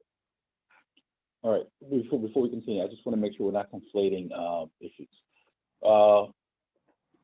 Amy, are you asking for an outdoor meeting or a physical meeting, or are you asking for what format are you viewing this forum in? Is this a question for me, Amy? Yes. I'm not asking for any form of meeting. I think that perhaps maybe we could have a mix of in-person and Zoom meeting, but that was not a discussion. The only motion on the floor was to actually have a discussion, because I don't think the public has had information presented outside of the developers' take on what was presented in the community plan. I'm sorry, the developer presented information that was outside of the application that they put forward to the I can't think of the department that certifies the application. So I think it behooves us as a community board to inform our community on the information for the public. And regardless of what form it takes, we should have a meeting regarding that. That's it. That's what I said. Okay. All right. Ms. Moses, did you want to go last or did you want to go now? I just raised my hand, Fred. Oh, I'm sorry. Minimize that. Hold on a second. Go ahead then. You can have this one. Go ahead. I just want to state for everyone that the motion on the floor sounds like a ULURP meeting. That's the purpose of it. The ULURP committee and the CB9 has the same exact information that the community has. And any kind of discussion can happen during a ULURP meeting. So I agree with Mr. Levinson that this is really a potentially poor use of people's time. Thanks, Mr. Chair. Okay, comment. All right, Ms. Moses, do you want to go last? I don't know. Nolan, did you have to? I thought Nolan had something to say. His hand was up. No, he did speak for, he's one of the first speakers, actually. Okay, all I wanted to say is that, okay, did Nolan have anything to say? No? No, I just forgot to put my hand down. Okay. Well, listen, I just want to say, in my opinion, the ULURP has been doing an excellent job in terms of reaching out, and we have had at least over 60 some odd people at our meetings. And I think that we can continue to do thus far. And I would say to Amy needs to turn around and come to our meetings at some point, as opposed to whatever she's talking about. I have no clue. But she needs to reach out and come and listen. And we have no problem with the other committees coming into our ULURP and informing us as to what they have picked up. Because we can't pick up everything in a ULURP committee. And I want to just say with my committee members, they have been doing an excellent job. And in terms of reaching out to the community, everybody's invited. And I will also say that we gave a presentation. And let me just say this about it. I really have to say this. We reached out to the community, and anyone that wanted to ask questions could have. And I want to know, and I want to know if that however they can put it out on YouTube, Facebook, or whatever, so that the people can actually hear what went on. And I'm just saying, to be fair, you have to do that. And I'm not saying that how you should vote or not vote. I'm just saying, I don't know why this has to be done. We already did a presentation. And then we want to move forward. And in terms of meeting in public, at the end of the day, I don't think anybody's going to turn around and meet in public because of what's going on right now. It's a serious health situation that we are not going to be in a room. I know I'm not going to be in a room. I'm being very honest with you. I am not going to be in the room with a whole bunch of people. And again, even when you do that, there are limitations to what you can do. I have no problem reaching out to every single person, be it, everybody got a freaking cell phone, and even they got a flip phone. So however we can do it. I'm just saying in our meetings, let's reach out to everyone in the community. I want to hear their voice. I have no problems with that.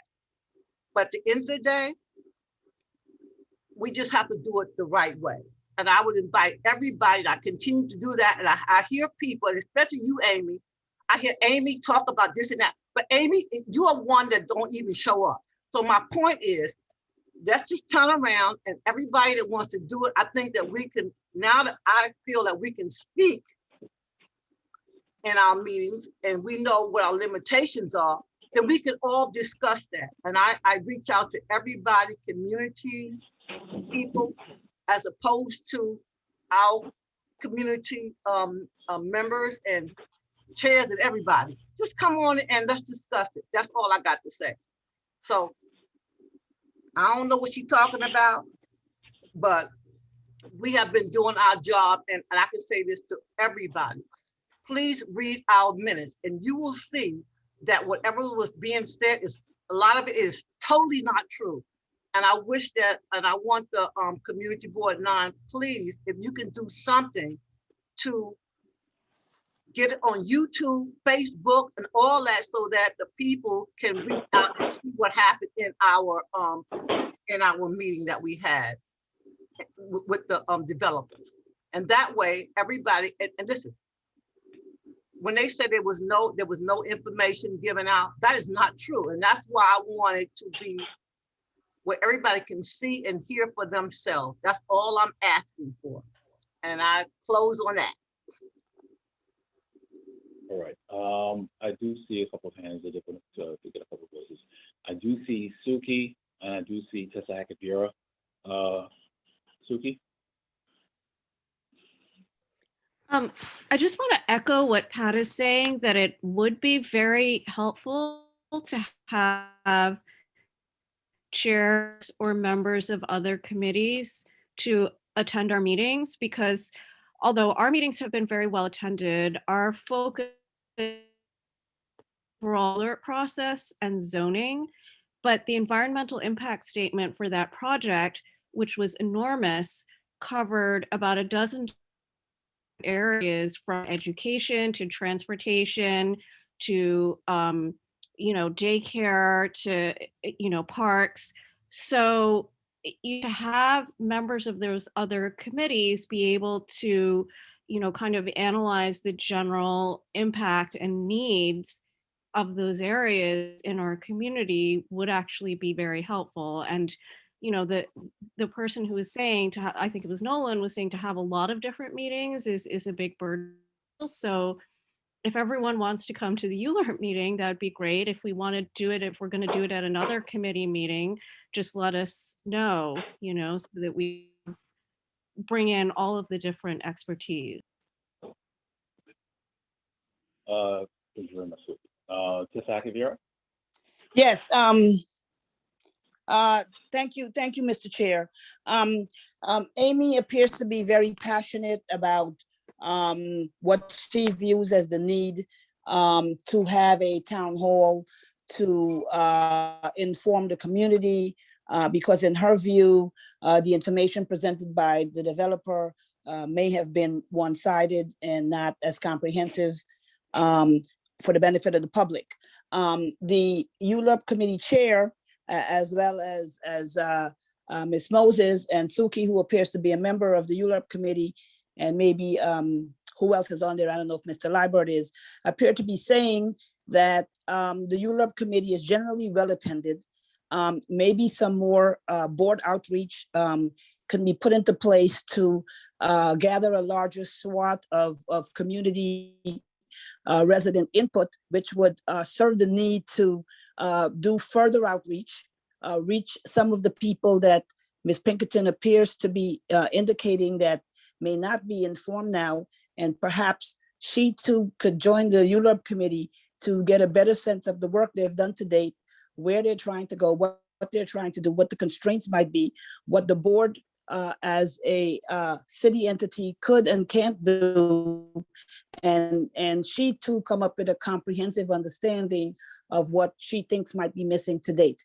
So the general sentiment by the pause and lack of willingness for her motion to be even seconded tells me, and I'm guilty of not attending the ULURP committee meeting, which I'm going to try to come to the next one so that I could get a better understanding for myself, seems to indicate that this motion is either not popular, not necessary, or can be converged with the existing ULURP committee meeting for the benefit of not only other board members, other chairs, but for the community. So I want to say at this time, Mr. Chair, after you speak, could we please call the question because it's getting late. I'll defer. I'll let the board vote. We're going to call the question. Mia, would you be able to please call the roll? Nolan, you'll just note the nays and the yeas, please. Sure. Nicholas Almanor. What are you going? Yes, no? How are we doing it? Yes, no, go. If you're in favor of the motion to do if you're in favor of the motion to the form, you vote in favor, yes. If you are opposed to the motion, you vote no. Mr. Almanor. Yes. Mr. Balberg. Stuart Balberg. Abstain. Got you. Fred Baptiste. No. Virginia Bechtold. Yes. Yakov Berman.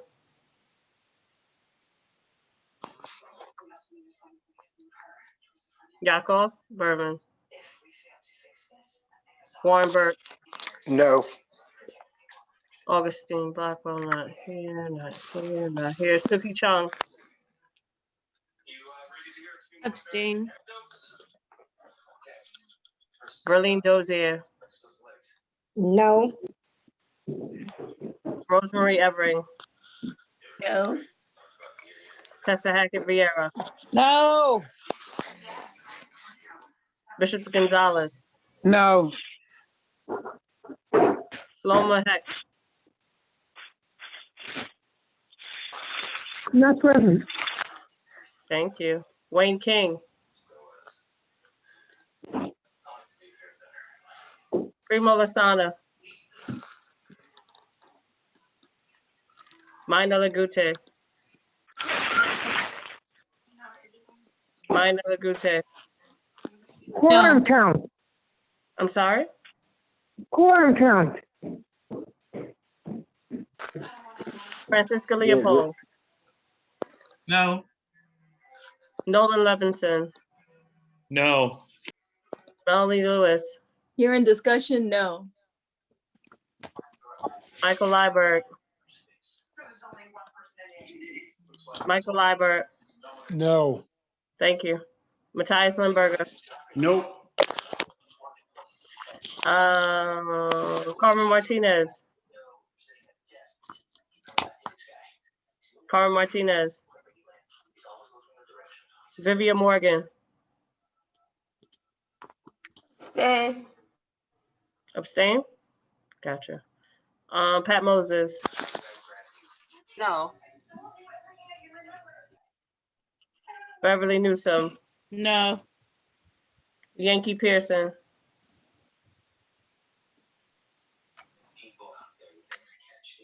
Real Peerbones. No. Amy Pinkerton. Yes. Yanela Ron Perry. No. Dexter Roberts. Abstain. Got it.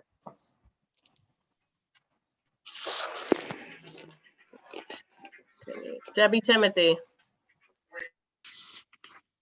I'm going to abstain because I missed a lot of the information. I kind of fell off somewhere on this meeting. Understood. Got it. Linda Watson Lord. No. Thank you. Evelyn Williams. Absent. Lorianne Wolseley. Lorianne Wolseley. No. Thank you.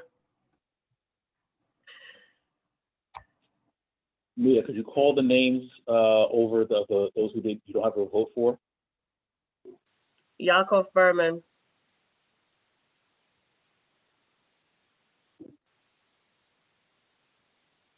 Sloma Hecht. Wayne King. Primo Lasana. Mina Lagute. I voted no. This is Mina. Mina, thank you.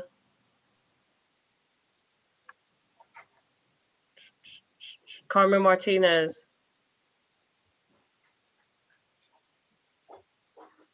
I don't think she's there. Got it. Yankee Pearson.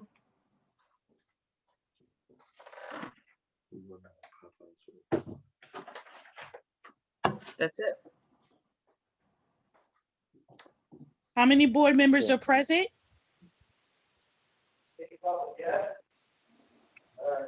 One moment, Beverly. Thank you. Sure. 1, 2, 3, 4, 5. It's not 6. 28. I'm sorry? But it's not 28. No, people have left. Thank you. That means we don't have quorum, correct? Quorum should be 24. I have 20. I have 24 by my count. Yeah, I don't know if that checks with yours. That's right. Remember, we're down another member. Yeah, 24. Hold on. That is correct. No, I'm sorry. No, it's not 24. So if Amy can confirm, everybody who voted no voted against having a public hearing informing the public on the board's opinion on 960 Franklin. They don't want to have additional forum that the general board meeting would present to the public to inform further besides the development. Ms. Pinkerton, order of the day. Thank you. I'm getting to it. Thank you, Beverly. Thank you. Quorum is 22. Quorum is 22. Thank you. That's correct, Amy. True. We don't want another meeting. Order of the day. Order of the day. We're just tabulating the votes. 4, 5, 6, 7, 8, 9, 10, 11, 12, 13, 14, 15, 16.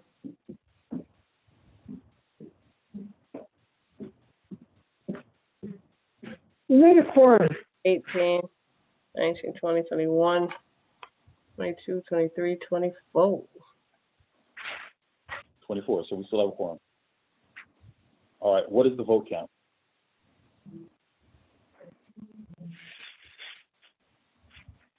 About 5 yeses. Defeated. It's soundly defeated. Stuart, mute yourself. We need to make sure for the records that we have the vote count. Mia, are you counting, or do you want me to do it? Sure, Nolan. I have 3 yeses, 16 noes, and 5 abstentions. Abstentions. Hold on. 1, 2. So why don't you vote count? The last abstention is Miss Timothy. Yes, that's correct, Nolan. That's about my tally as well. All right. So 3 in favor, 16 against, 5 abstentions. The motion fails. Okay. The motion is defeated. Is there any other new business for this board to consider? I didn't understand what you said. What? Is there any other new business for the board? No, you said the motion. What? I didn't see the motion. Oh, it's defeated. The motion is defeated. Oh, okay. It failed. I didn't understand that. Okay. Sorry about that. All right. Is there any other new business? Seeing none, I just want to thank everyone again for your time. Before you finish. Yes. We could just put not for discussion, but Parks is seeking, and I know this is Parks Committee, but I'm not sure if this is in their purview. But Parks and Recreation is looking for partnerships in the parks since their staffing is going to be less than usual this year. Just out there. Okay, if you could send that to the office, we can make sure we relay that to Nicholas Almanor, who's the Parks Chair. And Will see if do. that needs to be included as part of it. Thank you very much. Hi, before you end the meeting, can you repeat the count for the vote on the motion that failed? Yeah, the count was, and please correct me if Motion I to go wrong. adjourn, please. 3, hold on.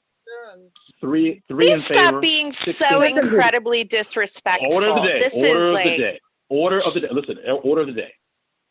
Order of the day. I have it. We'll take care of this. We're going to make sure all the issues are rectified. The member asked for the vote count. The count was 3 in favor, 16 against, 5 abstentions. So the motion failed. Okay. All right. Now, with that being, you're welcome. So with that being said, I see no other new business. Just a comment. I want to thank everyone for your time and attention. The one thing I do want to note is, one, we're having too many close calls with attendance. So on the committee level and on the board level, we need to make sure that everyone is respecting the commitment and the time of all our fellow board members. We need you to come. We need you to stay. We need you to help us finish the agenda. Okay. We shouldn't have to babysit in terms of we're coming out with, nasty notes in terms of telling you have to come back. Just do what you said you were going to do. You came on this board for a purpose. Let's just make sure we carry the agenda and do what we're supposed to do.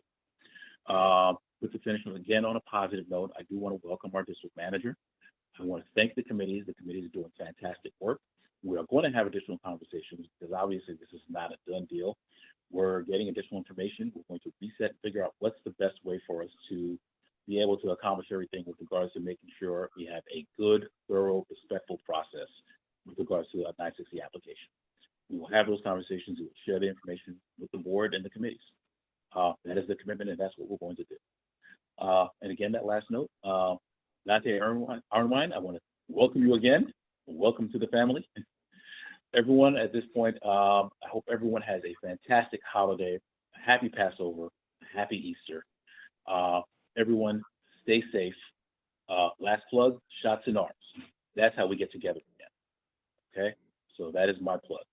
At this time, I will entertain a motion to adjourn. motion to adjourn. Second. Moved by Yanela Rome-Perry.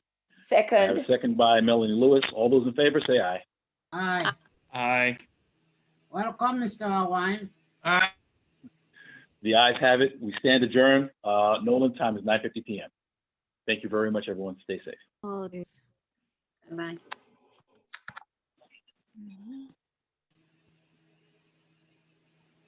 Excuse me? No. Excuse me?